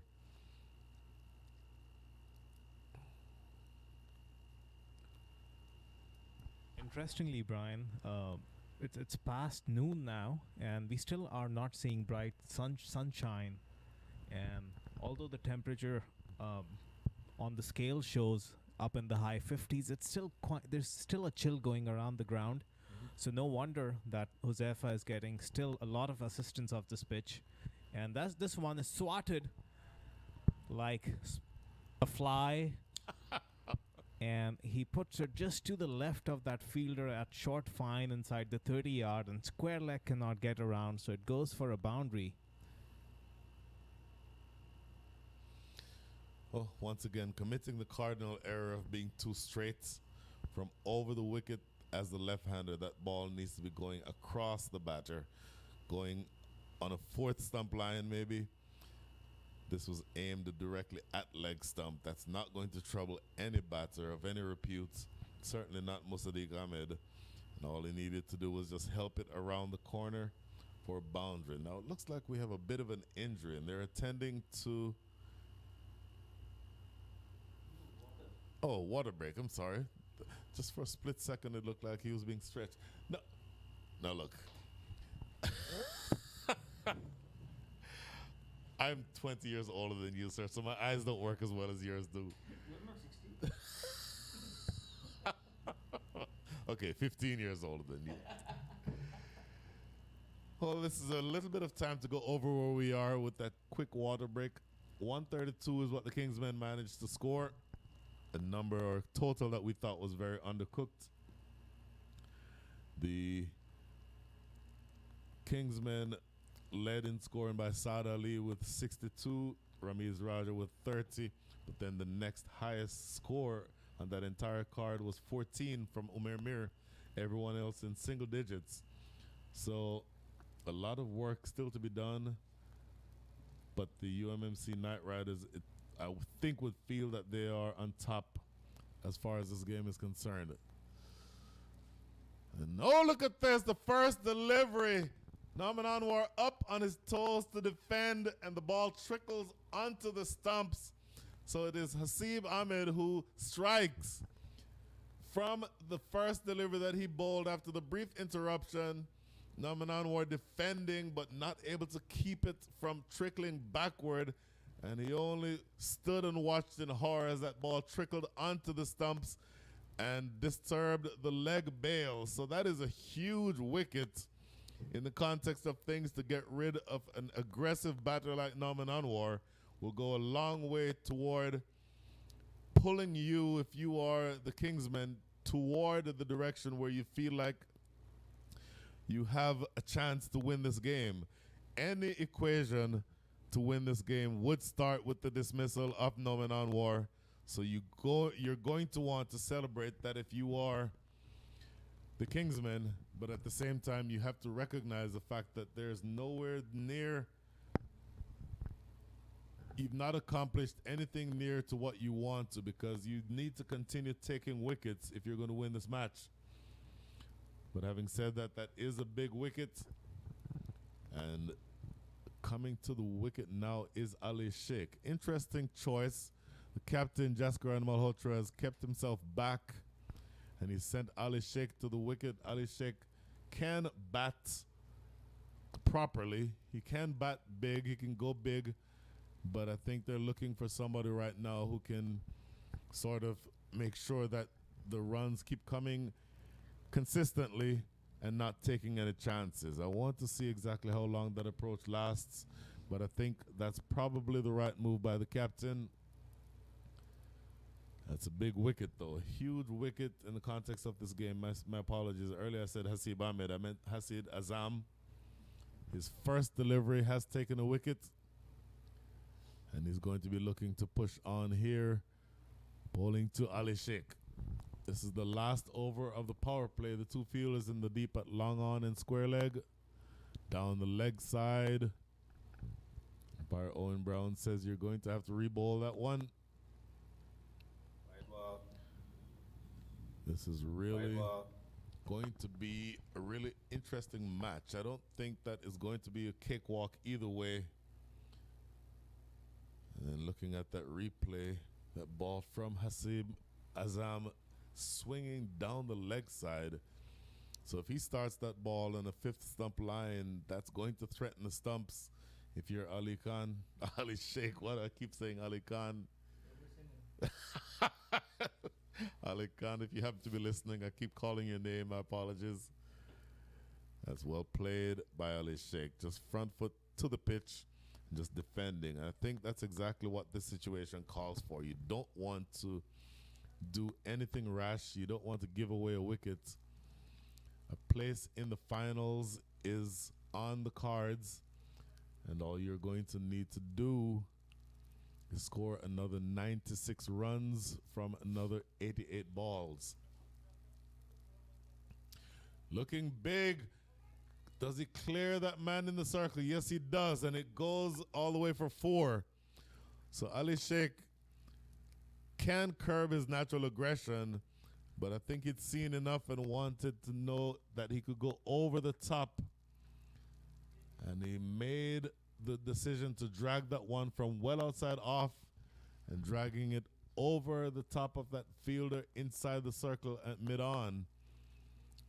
Now a change in the field as that fielder at mid-on now drops back to long on. Only 3 delivers remaining in the power play. What type of response does Hasib Azam have?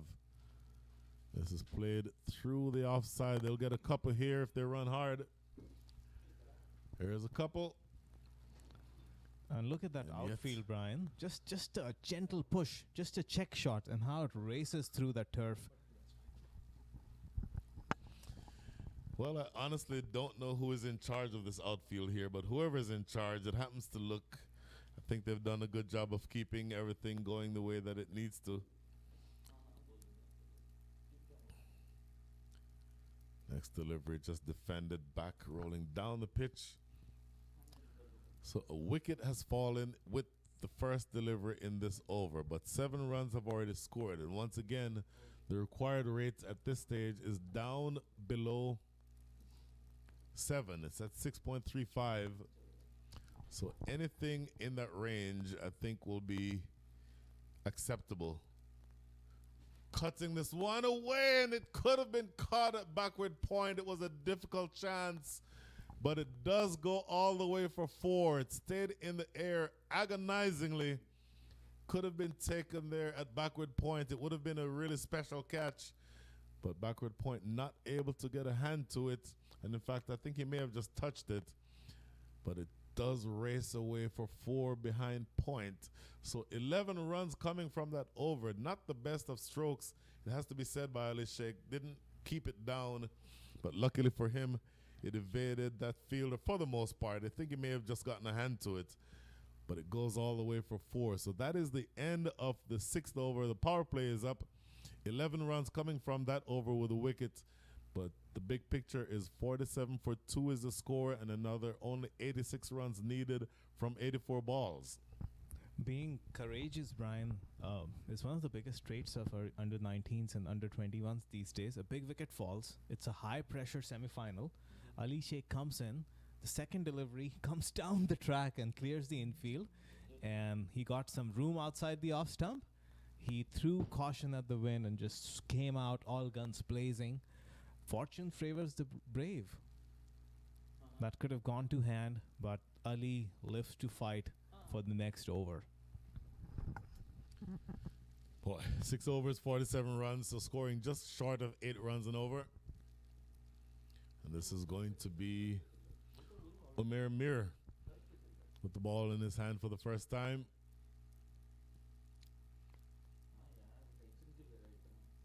Umair Mir, right arm over the wickets and helping it around the corner. Now protection in the deep. So I think you'll be seeing singles being taken when they're on offer.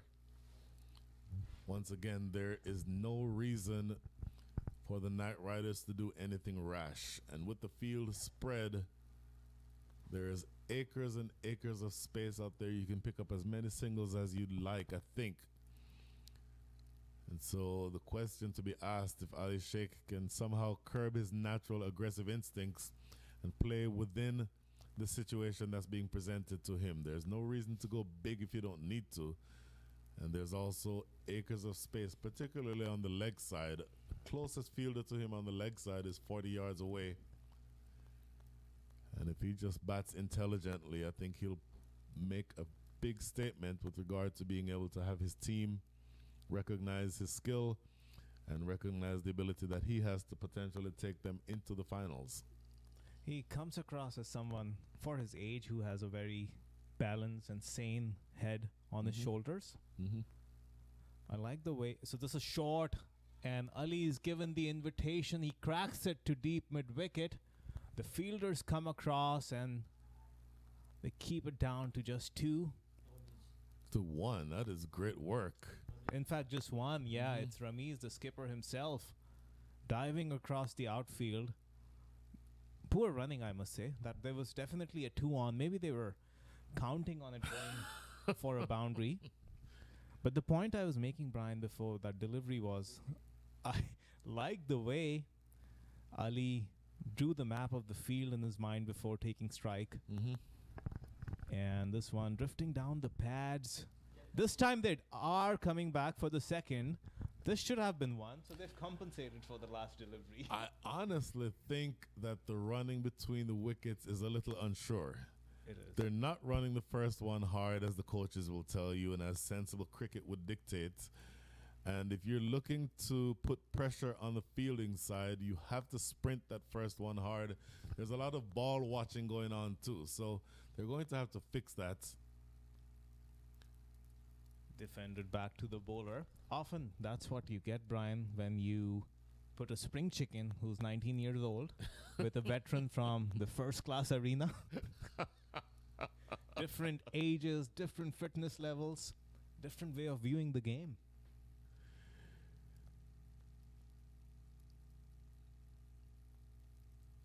Bit of a delay while Musaddiq Ahmed has help tying his laces, it looks like.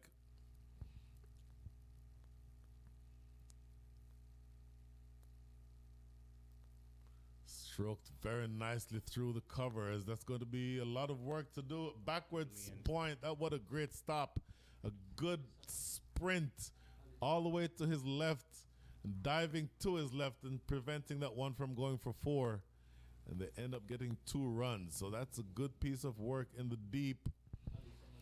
Ali Samad, the man with the good long sprint and covering a fair amount of room to be able to prevent that one from going away for 4. Just in this over, we have seen desperation from the Kingsmen fielders, saving 5 runs. Those could have been 2 definite boundaries, and it's the senior statesmen in the likes of Ramiz Raja and Ali Samad diving across in the outfield and saving those boundaries. At the end of 7, it's 53 for 2. As Hasib comes in to bowl from the highway 290 end. And that's again bunted. Ali had the intent of the way he took off the blocks. He showed the intent of wanting to come back for a second, but then realized how it went in the last over. Going by that, he settled for just 1. Boy, even if you're not going to go for that second run, I would still like to see both of them run that first run hard. That puts pressure on the fielding side. That puts pressure on the fielder running in from the deep. Potentially would have had him fumble that ball, and then you get that second run easily. So these runs are not going to be easy to come by, and I think there's a possibility that they have runs that are being left on the table, so to speak. A couple of instances so far in the last few deliveries where you would think that there was an opportunity to push for more than 1 run, and they were not able to get it. So just something to watch, a game within the game, to see what other opportunities you might have to manufacture some runs. And that's just clipped down to deep, let's call it mid-wicket. Just a single there. All right, so all of you wonderful folks who have been tuned into the live broadcast, we're going to make this a little interesting for you all. There's 100 plus of you, it seems. As Hasib comes running in for ball number 4.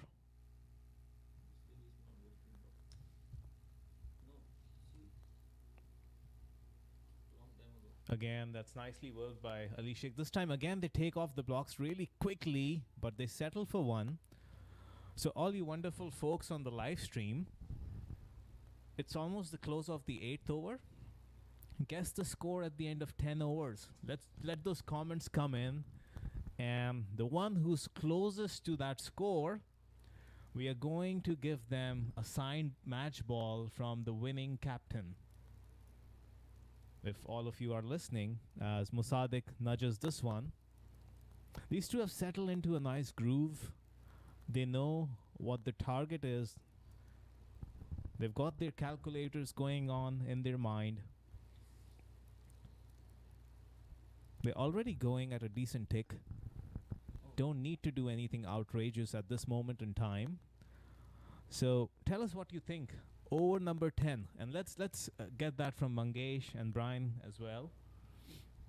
Over number 10 is only 2 overs away. I think we should do over number 12.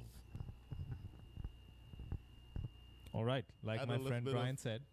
Add a little bit of mystique to this. That is cut away. Lovely shot. That's going to be 4. Ali Sheikh onto the back foot. And this is a much better cut shot than the one that he played earlier. That previous shot was very aerial. This one he got on top of and played a proper cut shot that goes away for 4. I want to see him doing more of that. That is a brilliant looking stroke.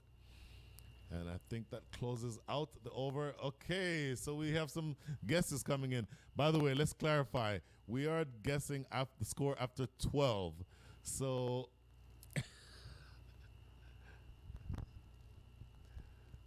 R10 guesses 70. R10, do you mean after 10 or after 12? Remember, we're guessing after 12 overs. So R10 and Omar, you also need to put the wickets. Yes. You Wickets. Like Abbasian Tube did. 73 for 3 is what he says the Riders would be at after 12. Let's hear it from Omar and R10 and Samir Hamid and Sumant. And of course, the legend of Houston, Mr. Yogesh Patel. Let's get all your comments. Mangesh, what is your guess for 12 overs? 85 for 3. Mangesh said it's going to be 85 for 3. R10, you're still not adding wickets. 86 for how many wickets? Recomment and add the wickets. They're 2 down now. R10 is playing it safe. Nolaine Mitchell thinks 81 for 3. I'm not going to say what mine is. I think my guess is going to be very different from everything I've seen so far. Harmeet Singh, in the meantime, taking up the attack from the highway. Let's check that from the forest end. Left arm orthodox. It'll be interesting to see the matchup between Harmeet Singh and Ali Sheikh, because Ali Sheikh naturally aggressive, and Harmeet Singh, if there's any turn, will be turning it into Ali Sheikh. It really will be interesting to see how this matchup plays itself out.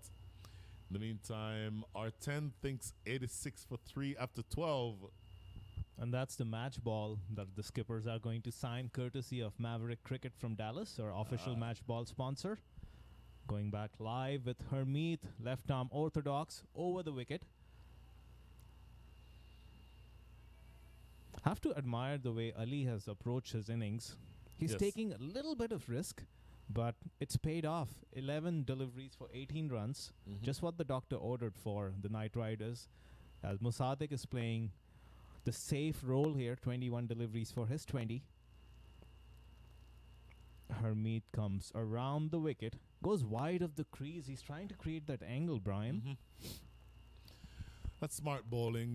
It's exactly what you're trying to do as a left-arm finger spinner. Spearing it in from around the wicket and then hopefully getting it to straighten, which is where the keeper could come into play and where that fielder short third could come into play. Omer, you say 69 for 2 after 10, but we're looking for the score after 12. Abbasian Tube, 87 for 3 after 12. Taha joining in with his comments. Good afternoon, Taha. Taha thinks, Taha, don't you already have enough match balls? Why are you even commenting on this? And Taha, don't you have the big semi-final on your mind? Exactly. Why are we even talking to be to you right contesting now? for? You're gonna have a match ball of your own. Yogesh, you said 71 for 3 after 10. What do you think is going to be after 12? Oh, this is more interesting than the game itself, I think. Tossed up and defended to backward point. Good fielding. And just that is the last ball of the over. Good over. But by the way, we need to cut off the voting at some point because you can't guess up until 11.5 overs. Yeah. Hey, who's setting the rules for this game? We or you? All right, it is now 9 overs up. Let's have one more over worth of guessing. So in the next 6 deliveries, I would like to have anyone who has a guess to say exactly what you think the score is going to be after 12 and how many wickets. Taha says he has to watch this game very closely. There's a difference between watching the game closely, Taha, and trying to score a match ball. And that's what you're doing. So we might have to talk about that.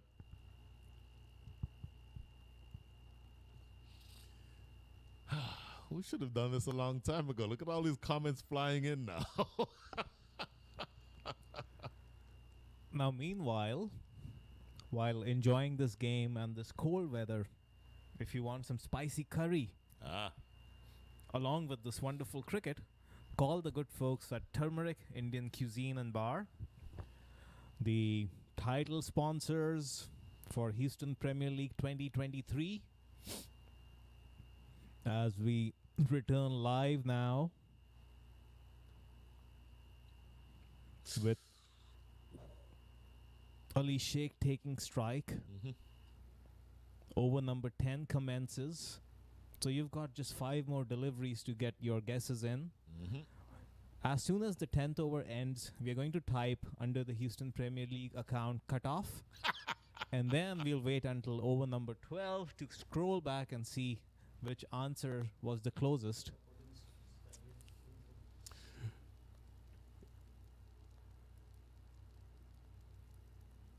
In the meantime, our friend Yogesh has chimed in again. 83 for 4 after 12 is what Yogesh thinks. Omar, 84 for 2 after 12. Sudhir Kanantha. So again, you'd think that these people have better things to do than to be here guessing to try to win a game ball. Sudhir thinks 80 for 2 after 12.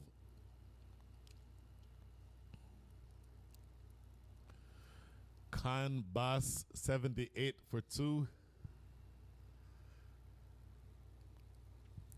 And in the meantime, just from the standpoint of match strategy, these two, I think, are approaching the situation exactly the same way that they need to. I guess what better thing you could have to do on a Saturday afternoon than watch the Houston Premier League semi-final from state-of-the-art Prairie View Cricket Complex. A mouth-watering contest between these two powerhouses. Slower delivery. That's how I want to see them run. Run the first one hard. Even if it's not there, sprint that first one hard. Ali Sheikh setting the example on that occasion and pushing his senior partner to at least try to make it look like they're going for 2, which I think, even though on that occasion they still had to settle for 1, but that puts the pressure on the fielding side, and that's more of what I'd want to see them do. He pulls out of his run-up. One thing I've noticed, Brian, about Ali is he's very confident and he's pushing forward. He gets on the front foot, whether he's facing spinners or even the medium pacers. Yep. And then when he's on the front foot, he meets the ball right under his chin and uses his wrist to work those gaps. Brilliant technique from the young man. Pleasure to see.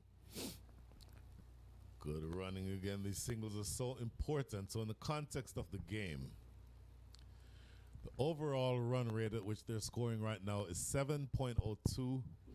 The rate at which they need to score the remainder of the way to win this game is 6.3. So no question that the approach that they're taking right now is one that does not require much risk. And if you just keep doing exactly what you're doing, that drags your team toward potential victory.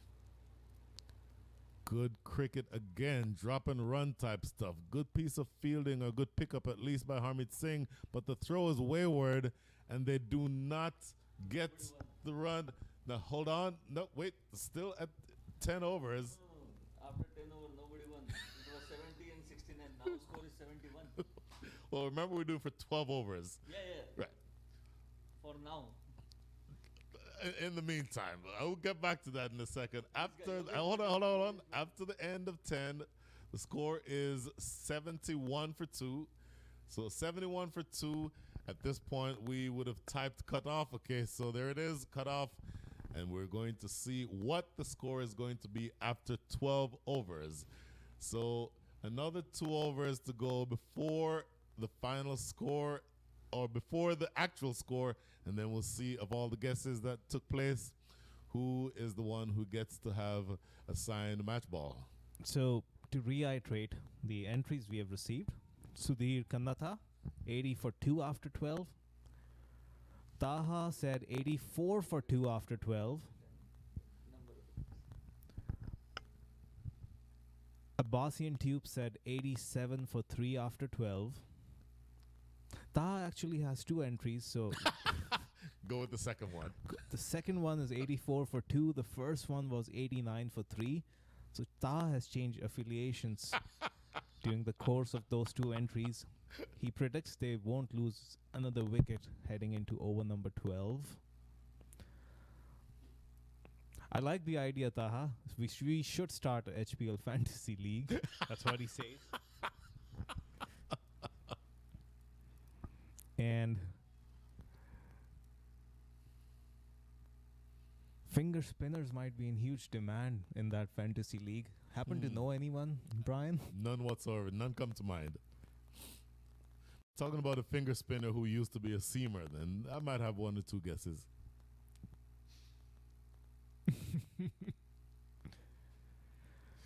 Nice and slow from her meat. So a little bit of turn, but like we said, Ali gets into such a good position that he has so many options open, and then he just has to work the ball in the gaps. And this is beautifully swept away, and the fielder at deep square couldn't get across in time. Wow. And that's a huge boundary in the context of this game. Also in the context of our little game that we're playing here. Oh, yes. Because now that takes us to 77 for 2. So there's going to be a couple of people who are eliminated after this. I think I opened a can of worms. I think you did. Now the semifinal, the result of the semifinal has taken the back seat.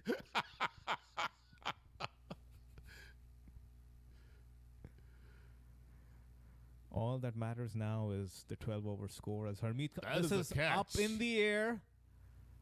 Oh, that is anticlimactic. Just Musaddiq Ahmed with a half-hearted pull. He did not try to keep it down, but he did also not give it the energy needed to clear the ropes. Only just really lofting a practice-type catch about 40, 45 yards away from the bat. A fielder coming in off the boundary at deep mid-wicket takes it easily.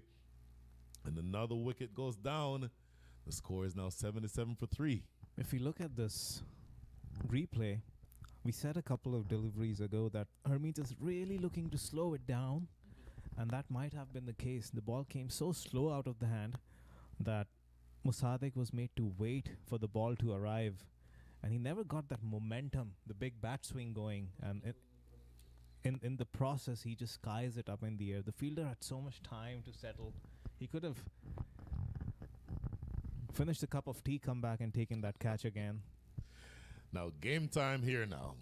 Look who is striding to the wicket. The captain himself, Jaskaran Malhotra. Extremely experienced. Everyone knows his exploits.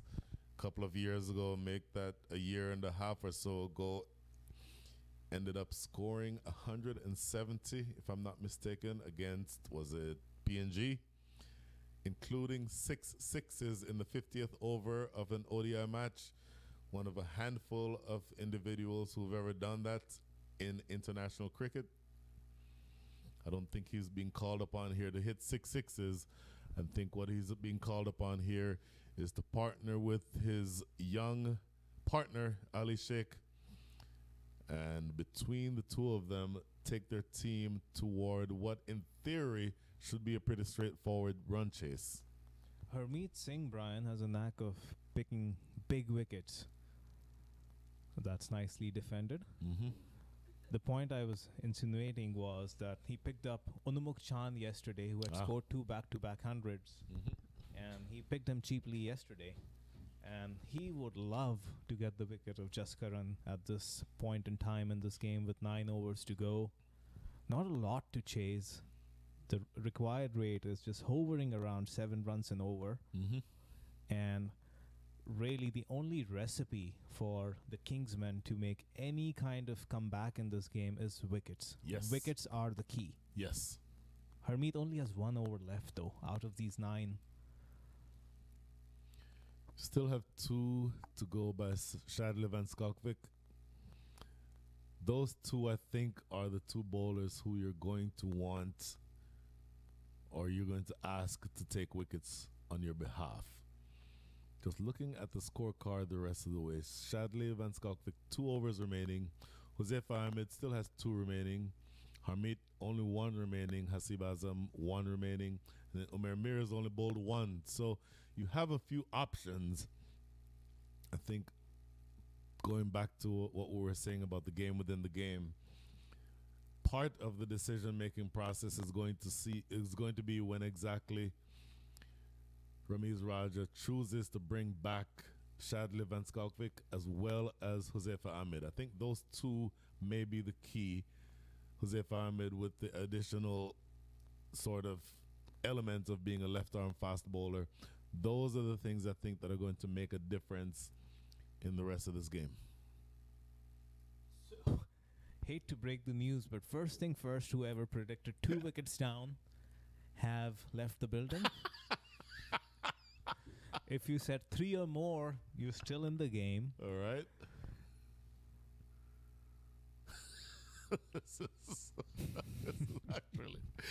This is actually more nerve-wracking than the game itself. I really do want to see who's going to end up on top here. There's so many 2s in there. I think there's a lot of 2s. Yogesh Kaka is still in the fight. He said 83 for 4. Can Best said 78 for 2. He's out of the equation. I didn't realize that Cam Best had a guess. Sudhir said 83 for 2. Thank you for joining us. Samir said 79 for 2. You can join them on the chairs we have set on the side.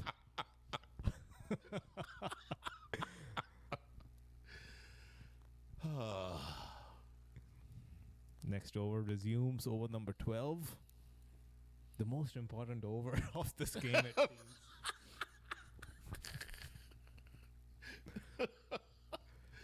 Over, of course, being bowled by the captain, Ramiz Raja. For the first time, he's giving himself a bowl. So this is a matchup of captain and captain. Which one is going to hold their nerve? Which one is going to make sure that he puts his team in a better position after the next 5 balls? Boy, that one is tossed up and inviting the big shot. Jaskaran Malhotra not taking the bait. Harmeet Singh down at long on. Shadlev and Skalkvik at long off. The 2 best catchers, I think, in the side. And the captain going off the back foot, choosing to go off the back foot and keep it on the ground just to pick up that single. So I think Jaskaran Malhotra has signaled his intent. He's going to want to make sure that nothing aerial comes off of his bat until absolutely necessary. Good cut shot. That might be 4. What a brilliant stroke by young Ali Sheikh. That's what the doctor ordered. That is cut away beautifully. And we have a couple of other guesses. Anand Patel, you are way, way, way too late. Anand Patel thinks 100 for 5, but you are several posts past the cutoff point. And in the context of this game, that shot by Ali Sheikh is absolutely priceless. Next delivery, floated up. And he plays a more sedate looking cut shot, more guiding this one to backward point for no run. So just 1 ball remaining in the 12th, Munir, and we're at 82 for 3. So who do we think is going to win our little contest? I think Yogesh Kaka is taking this. Oh, he had 83 for 4.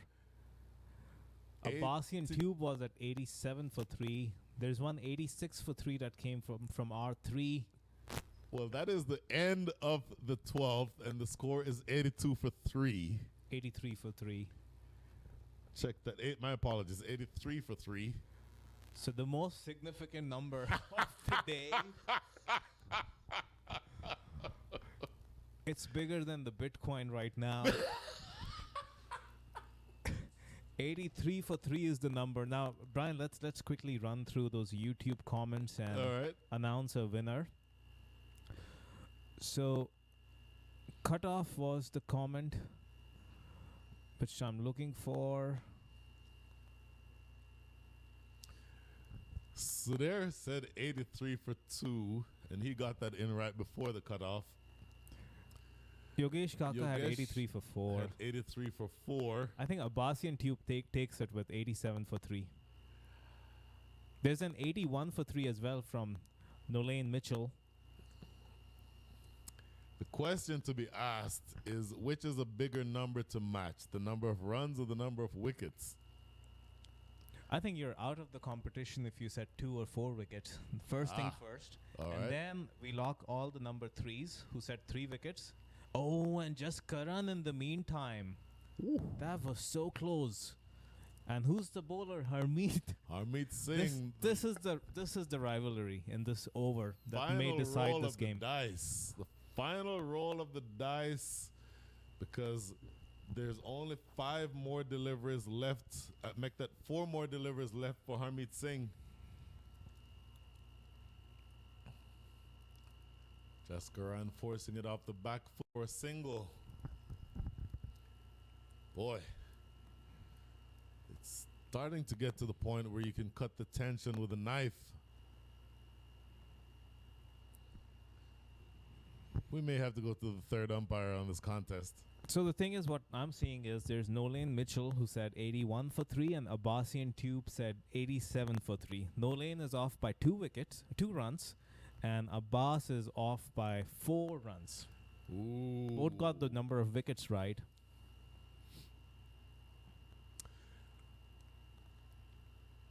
So, goes to Nolaine. I am a person, excuse me, who is very interested in cricket development, particularly in women's cricket development. If I use that as the standard, and if I assume that everybody else who has guessed, especially the names who we know, already have several match balls lying around at home, my guess is to give it to Nolaine.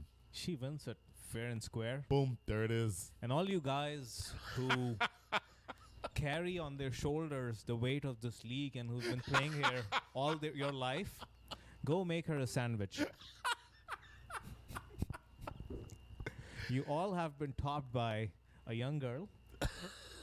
And she was one of the first guesses. So, Nolaine, congratulations.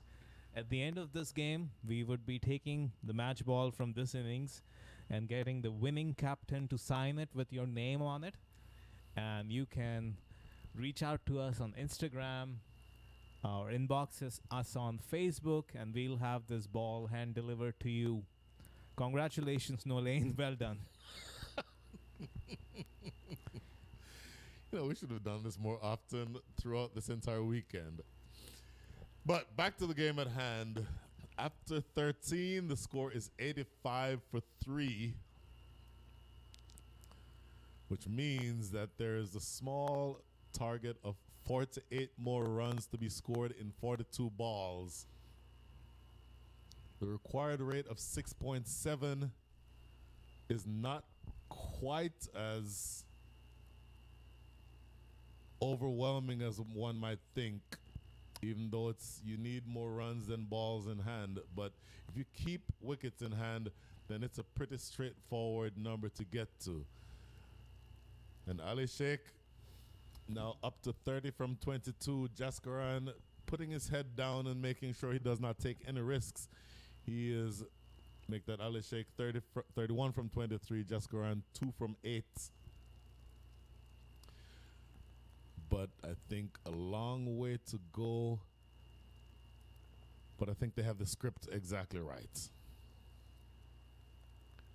floated up. Oh, for the first time you saw Jaskaran give it that big heave. Not able to quite get under it. Good full delivery from Ramiz Raja, keeping it out of the hitting zone. Brian, not quite aware of Ramiz's exploits with the ball. Is he bringing himself on and he's into his second over now as a golden arm to get a breakthrough, or he regularly bowls for his teams? I don't see him as a regular bowler. I see him sort of as a roll the dice, let's see if I have the golden arm kind of a bowler. But for that to work, you have to, as a batter, have a mindset that, you know what, I'm going to beat this man out of the attack. These two, captain and young gun, have decided that they're not going to take any risks, even against a part-time bowler. And I think that is the exact approach that they need to take.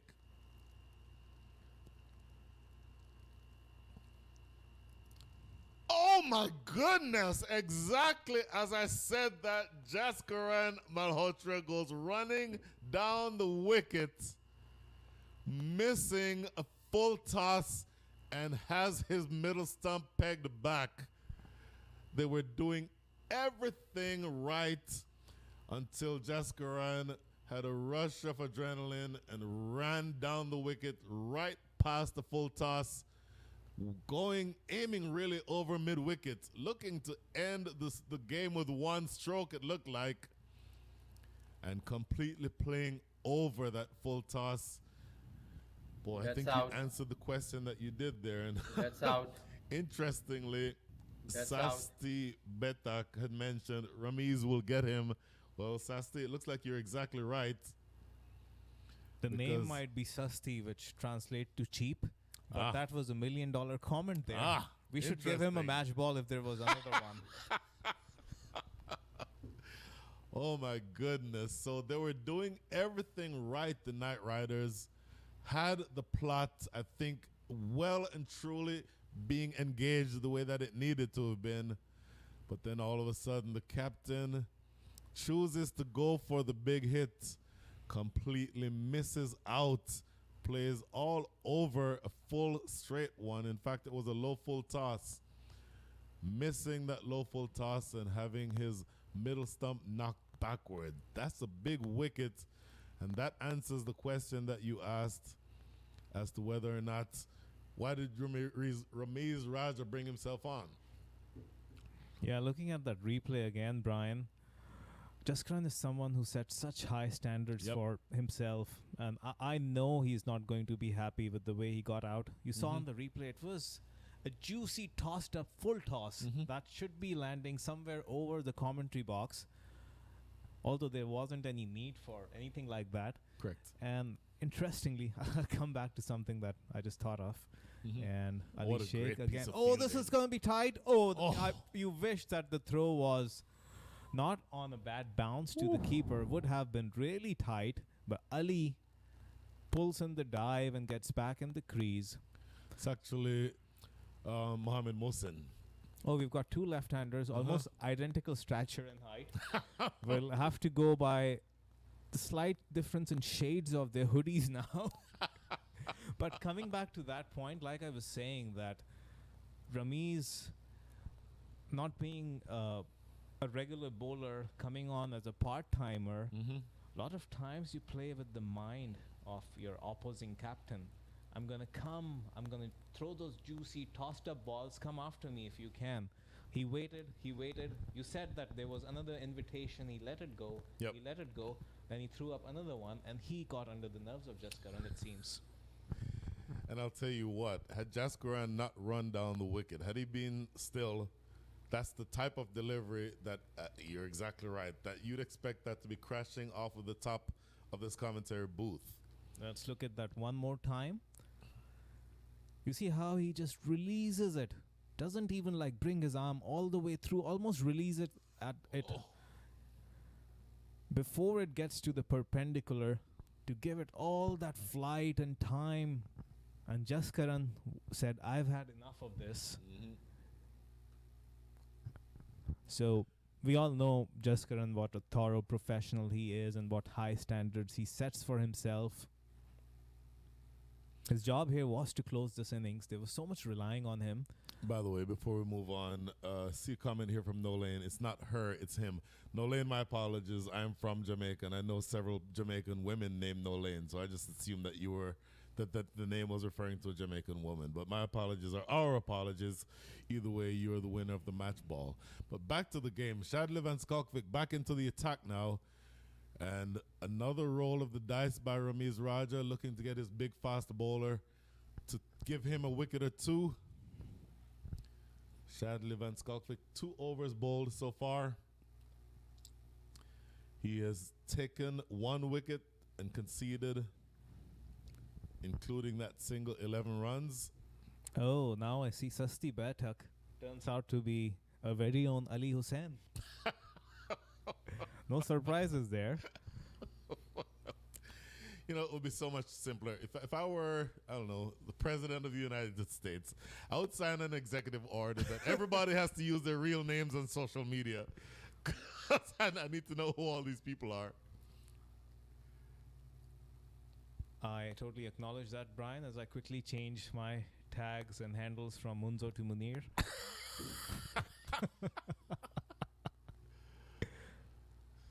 Look at that, a slower one.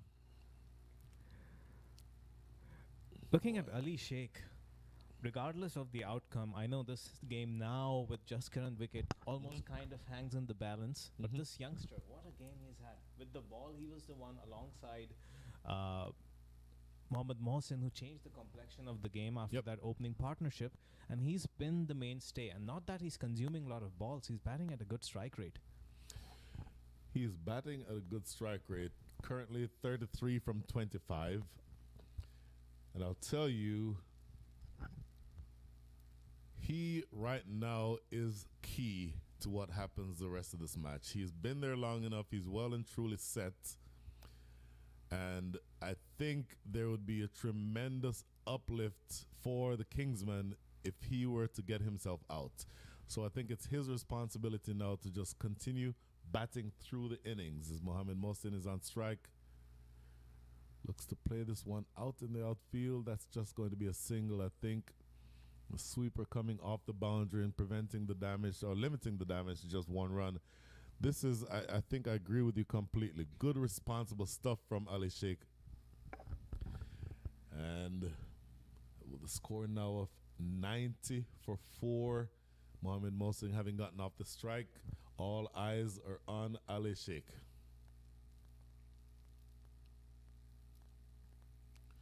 Look at this, launching it all the way down for 6. A couple of steps down the wicket and taking it to the fast bowler. And that ball landed probably 5 meters over the ropes, straight down the ground between long on and long off for his first 6. Make that his first 6 of the day. Ali Sheikh moves up to 39. You see on that replay, he threw the kitchen sink at that delivery. The full golf swing. Kept his head steady though. Wow. That helped him with that big distance he got on that shot.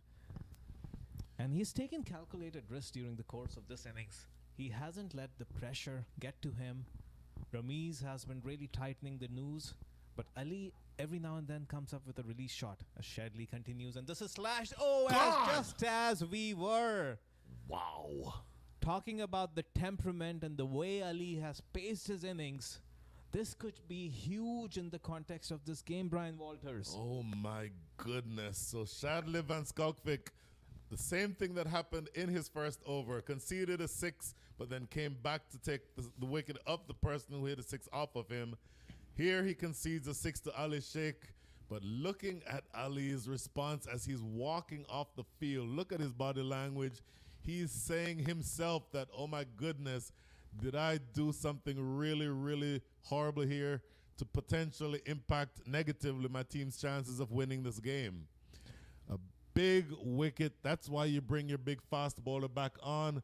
Shadley Van Skalkvik with another wicket from the last delivery of his third over, the 15th of the innings.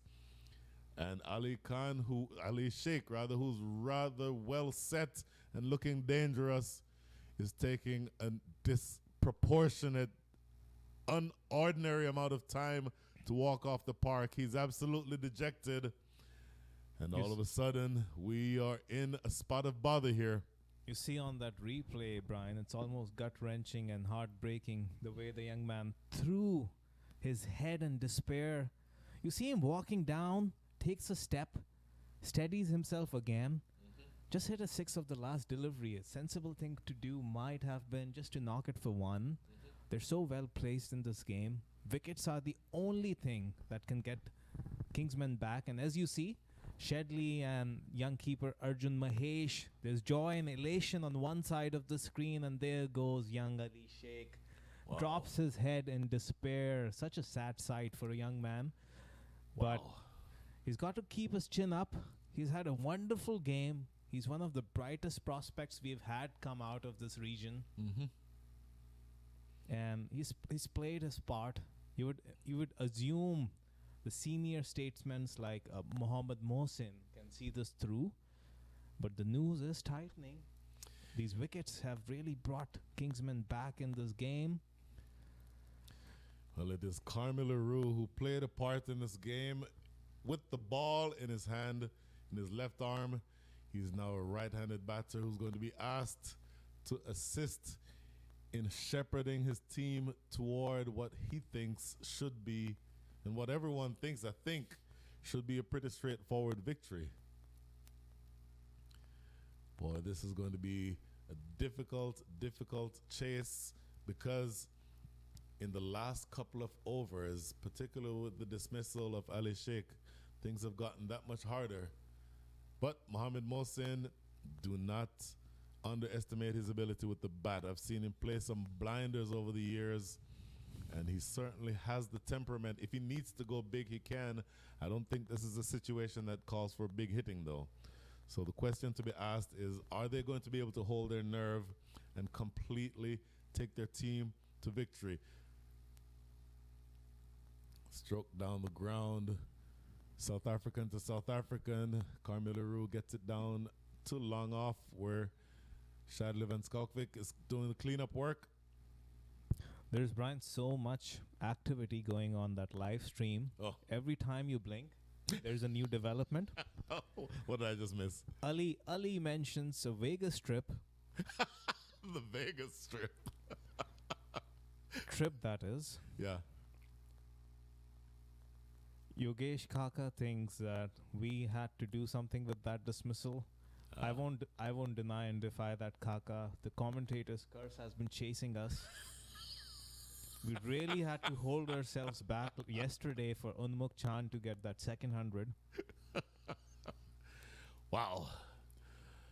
So that is the end of the over. The 100 comes up among all that excitement. 16 overs bowled. We are at the back end of this match. 24 balls, 32 runs. My goodness, can this be any closer? I think that the Knight Riders would have wanted to have had the captain or Ali Sheikh still at the wicket, because they're having to rebuild now. Carmelo Rue has only faced 3 deliveries. Mohammad Mohsin has only faced 8. And they would have preferred to have been going into the last 4 overs with a batter who was set, at least one set batter. And that is not the case. They do have some work to do here. Every time, Brian, I look at those win predictors we get in those T20 games. Yep. I never fully agree with them, because oftentimes the feeling of despair and the tension in games like this, no artificial intelligence algorithm can guess what's going on. Absolutely. And although this has tilted in favor of UMMC all this game, I think maybe an over ago it was 50-50. Yep. Now I would probably give the Kingsmen a slight edge, maybe a 52-48. Ooh, Josefa Ahmed, left arm over. What happens here? Shortish and defended. Oh my goodness! Oh, that had been a direct hit. That might have well found Carmela Rue short. I want to see how close that was. Let's take another look at this replay. Although it's a straight on camera, unfortunately, but we'll try to gauge if it was touch and go. They take off. Carmi comes across, slides. Oh, he was just. Oh, that was really tight. It could have been touch and go, actually. Wow. Well, we have two of the best umpires in the business, so you can definitely trust that Owen Brown would have made the correct call there. But as it is, they snuck a single. I don't know that they want to keep taking those types of risks. Mind you, the Kingsmen got dismissed with 1 ball left in their innings. This is true. Every run counts in games like Every these. ball counts. Maybe a couple more runs of that last delivery. We just don't know where this is headed. It's nail-biting stuff. Left arm around the wicket. Oh. Express. Josefa has got 10 more deliveries to go in his spell. And those are going to be 10 crucial deliveries, as we would quickly take a look at the bowling card for the Kingsmen.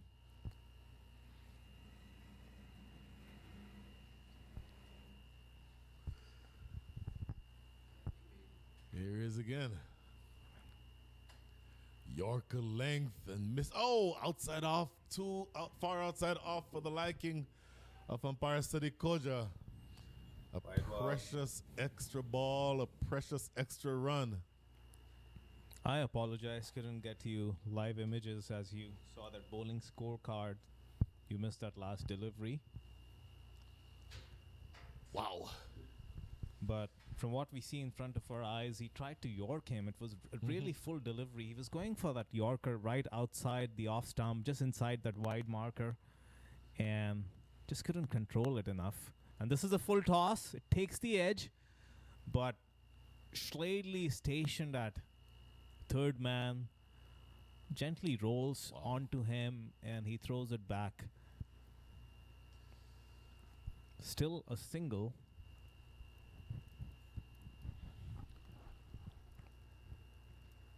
.104. You have the fielders in all the right positions. Your best fielders are in the hot spots. Josef Ahmed. This is getting really nervy now. Ooh. Great delivery, Yorker length, pitching right on the popping crease, and really well done by Mohamed Mohsin to squeeze a single out of that.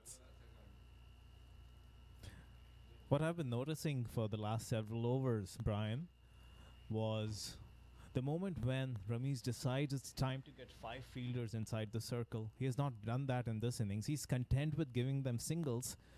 And I think when it's getting this close with very few balls left, boundaries now start to matter.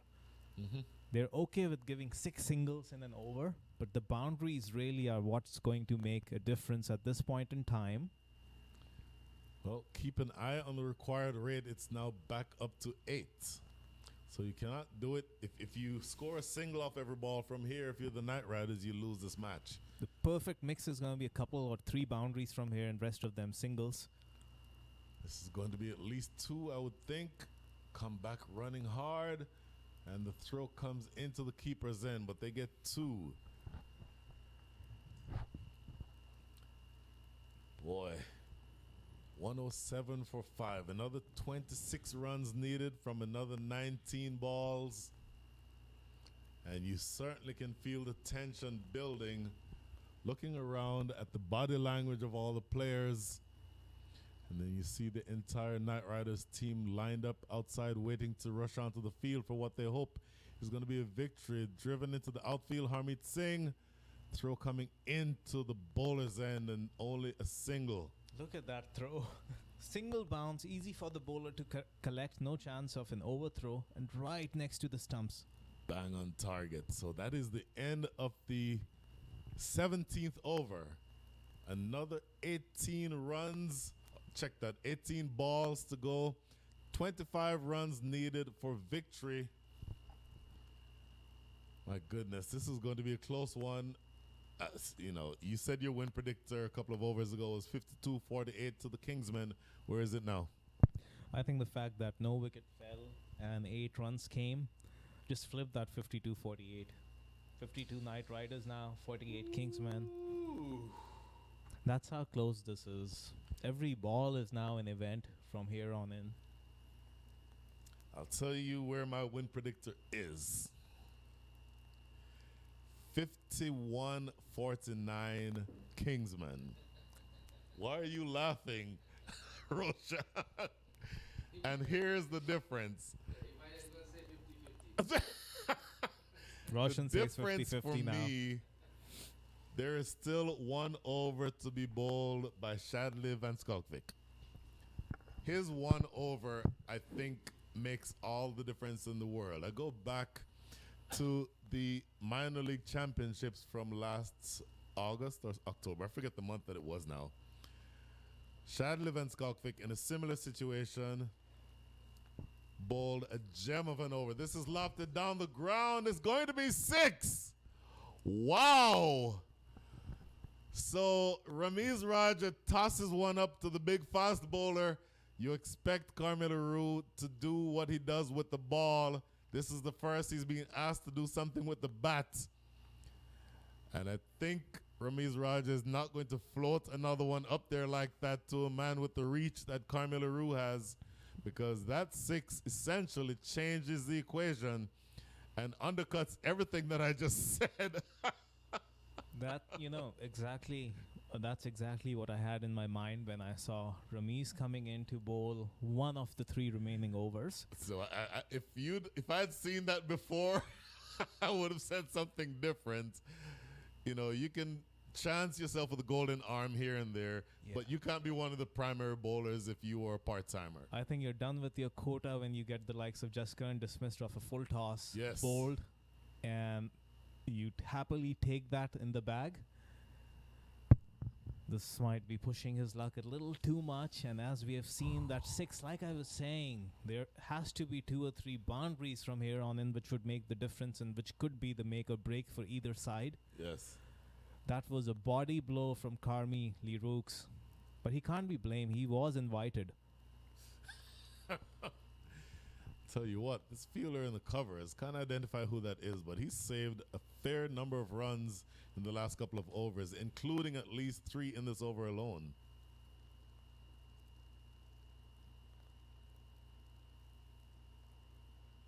Ramiz needs to finish this over without any further damage. And this might be okay 2 with singles. Nope, not going to run 2. Wow, just another single or another delivery left in this over. 116 for 5. So now we need another 17 runs in the last 2 overs. I would have to think that this next over will be bowled by Shadley Van Skalkvik off the back foot. And this is going to be at least 1 pick up and throw. They get 2. Wow. So 10 runs coming from that over. Did Ramiz Raja keep himself on for too long? Because there's only now 15 runs needed for victory by the Knight Riders. The last 2 overs, 8 and 10. Big 18 runs in the context of this game. Oh my goodness. Now, I do not know if they're short of bowling options. We know Milind Kumar's injury was a big body blow to the Kingsmen. He's somebody who provides a lot to them with the bat and the ball. Umair Mir has bowled 1 over. Obviously, Ramiz is not trusting him. We've got 1 from Josefa and 1 from Schladley. Well, it is Shadley. Yep, it is Shadley who's going to be bowling this 19th over.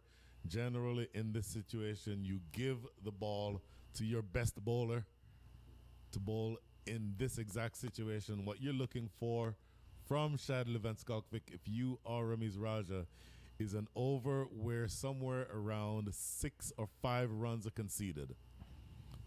You'll take a couple wickets if you get them, but the more important thing is that you want to leave as many runs to be scored in that last over, and it will be remains to be seen who is going to bowl that last over. But first things first, the number one thing that you need to have happen here is for Shadley Van Skalkvik to bowl one of the most miserly overs of this tournament. That's a lucky break. Was tugged off his hip with that fine leg inside the 45 in the 30-yard circle. Could have gone slightly to his right and run away for 4. Yep. Schledley needs to get his bearings right. Basit Zubair on the live stream says, anyone knows how many times Brian uses the word wow in his commentary? I'll tell you one thing, Basit. The thunderous laughs, the right ear at the end of the day hears better than the left one. Maybe we'll switch in the second half or in the second game. Yeah, I'll present my right ear to you for the second game.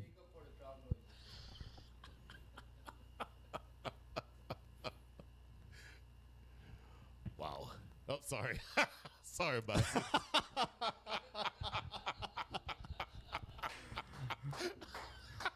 Basit, you deserve a signed match ball again as Schledley continues. This is full and straight and just driven.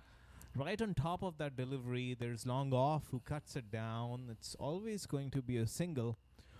Brian, what would you be, if you were Ramiz Raja, what are you comfortable defending in that last over Oh right my now? goodness.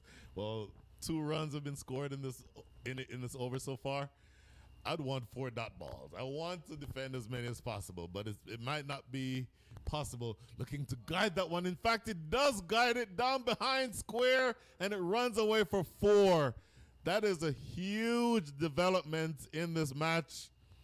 All of a sudden, that last over is looking more and more inconsequential because as of right now, only 9 more runs are required. Shadley Van Skalkvik still has another 3 balls to bowl. Full and driven in the air, out in the cover is just a single. Boy, that 4 changes a whole lot of the equation, though. 10 of 7 now. Wow. Nope. Basit, stop. 10 off 7. I'll tell you what. Basit, can you borrow one of those umpires' ball counter and keep pressing it? Or we can keep a tip jar here. Brian drops a penny every time the wow comes out. But that's the magnitude of cricket we are seeing, Brian. It's wow worthy. It is wow. That's how good it is. Looking almost a half-hearted appeal for a catch behind. I don't think there was any chance of that being given. A precious dot ball, though. And so who is going to bowl the last over? And more importantly, how many runs are they going to have to defend? 1 ball left. Here's Shadley Van Skalkvik. And it's defended into the covers for a single.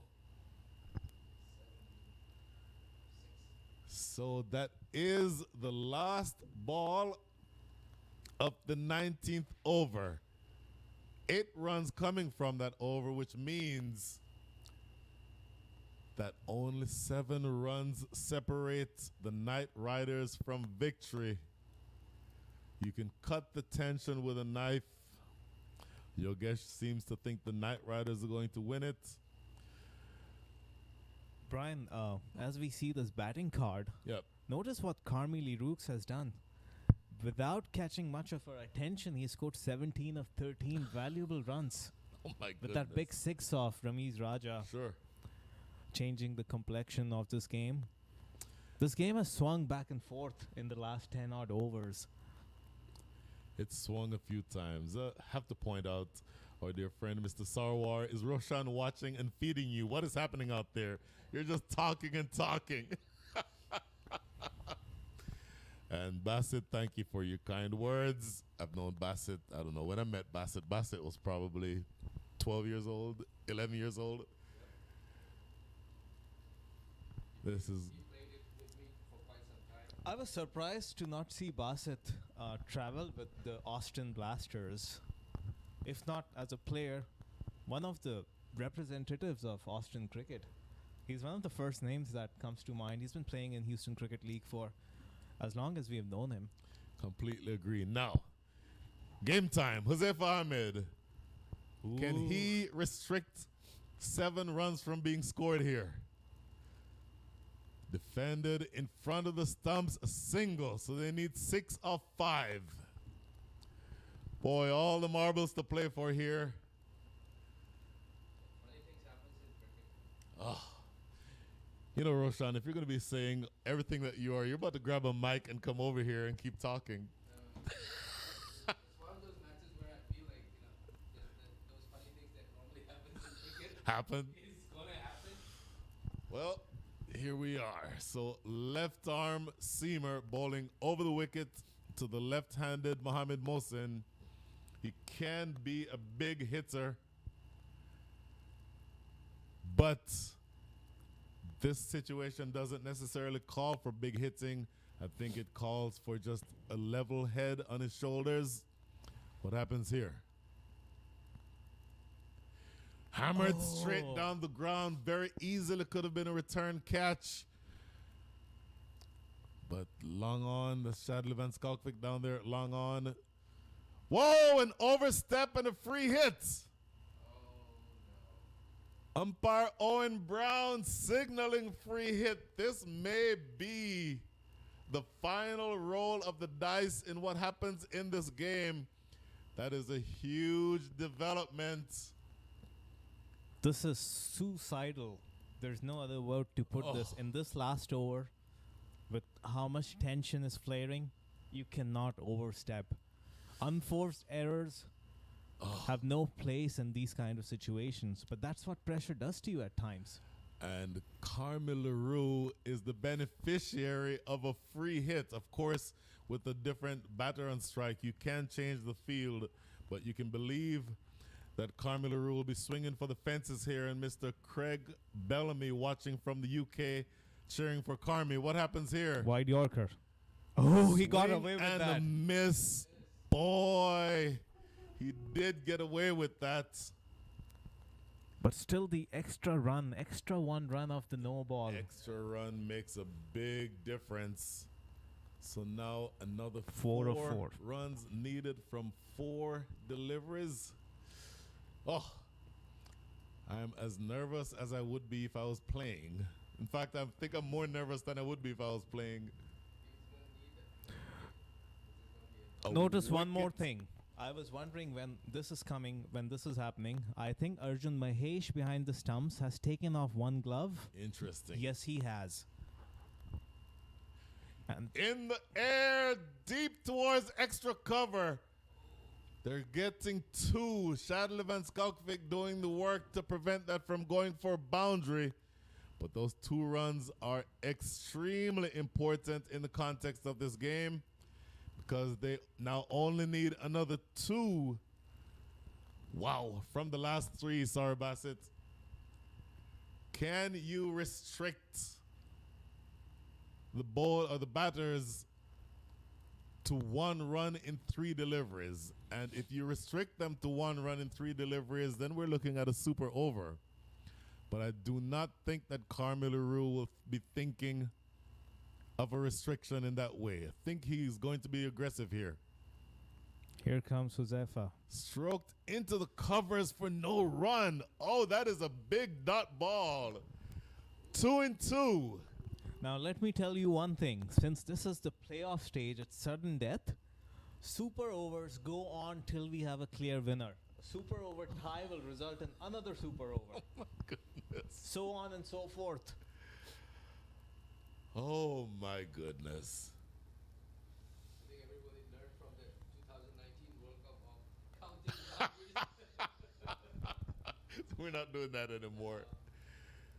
Josefa Ahmed with the ball in hand.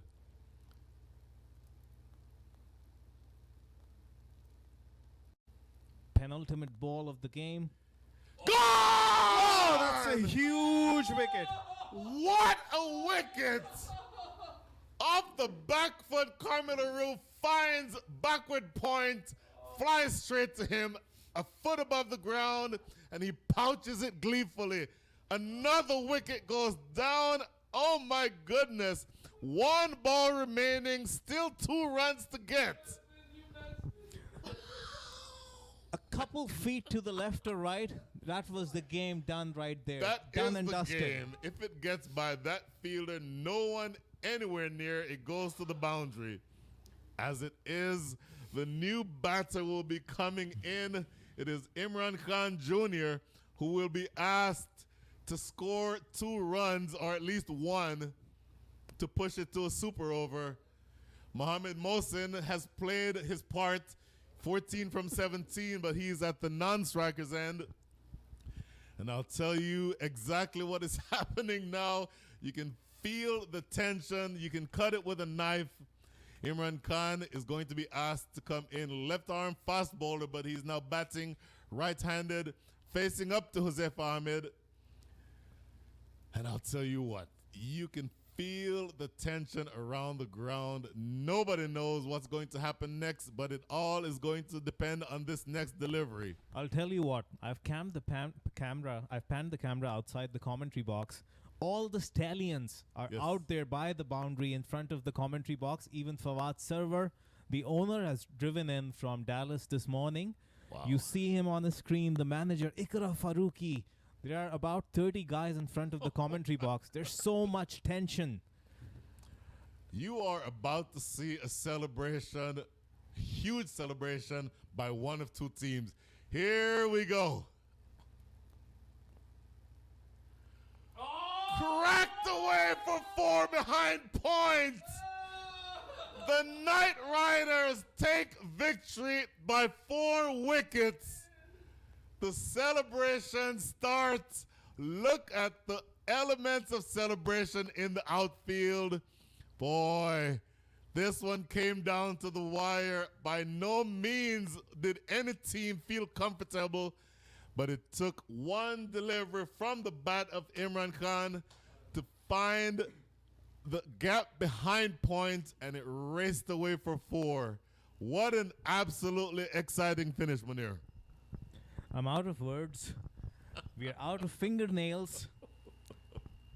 You cannot blame any player in this situation. It's high pressure situation. Maybe he was trying a wide Yorker. The ball slipped out of his hand. An easy full toss. The point was always inside the circle. Like we said on the last dismissal, a feet or 2 to the left or right, that's an easy boundary, and that's exactly what happened. I think Josefa's intent was to nail a perfect Yorker, but these things often are extremely unpredictable. You practice, you train, you go out and execute, and it's not always the case that things come out right. It was even almost a waist-high full toss. So that's a sour ending to this campaign for Kingsmen, but they've played a huge, wonderful brand of cricket. They've entertained us for the last 3 days. What a stunning, stunning match. Again, I completely agree with you. You don't pin this all on one player, because cricket obviously is a team sport, and there's 120 deliveries that where anything can happen. If Josefa Ahmed had that ball to bowl again, I don't mind the idea of trying to bowl a Yorker. I think he got it just a little too full, a little too wide. But what a game, what a fight by the Kingsmen to take it down to the last ball. And that just tells you the tremendous match that we just saw here. As you take a look at that replay again, so much elation and joy for Imran Khan Jr. He bowled really well in the death. Good couple of overs. Like we were saying, that last ball, Kingsmen batted for 19.5 overs. Another run or 2 could have made a difference, but now it's all gone. It's all history now. UMMC Knight Riders are into the finals. That's the news you need to focus on.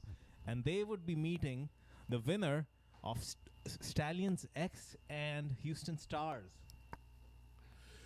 Tremendous effort. We will take a break. We will breathe. We will say wow one last time, Bassett. And we will be back with the second of the semifinals. Do join us when we come back on the air. I'm not exactly sure exactly what time that will be, but we're going to pause, take a bit of a break, and then we'll be back. For the moment, we're signing off from Prairie View. This is Brian Walters alongside Munir Majid. See you shortly.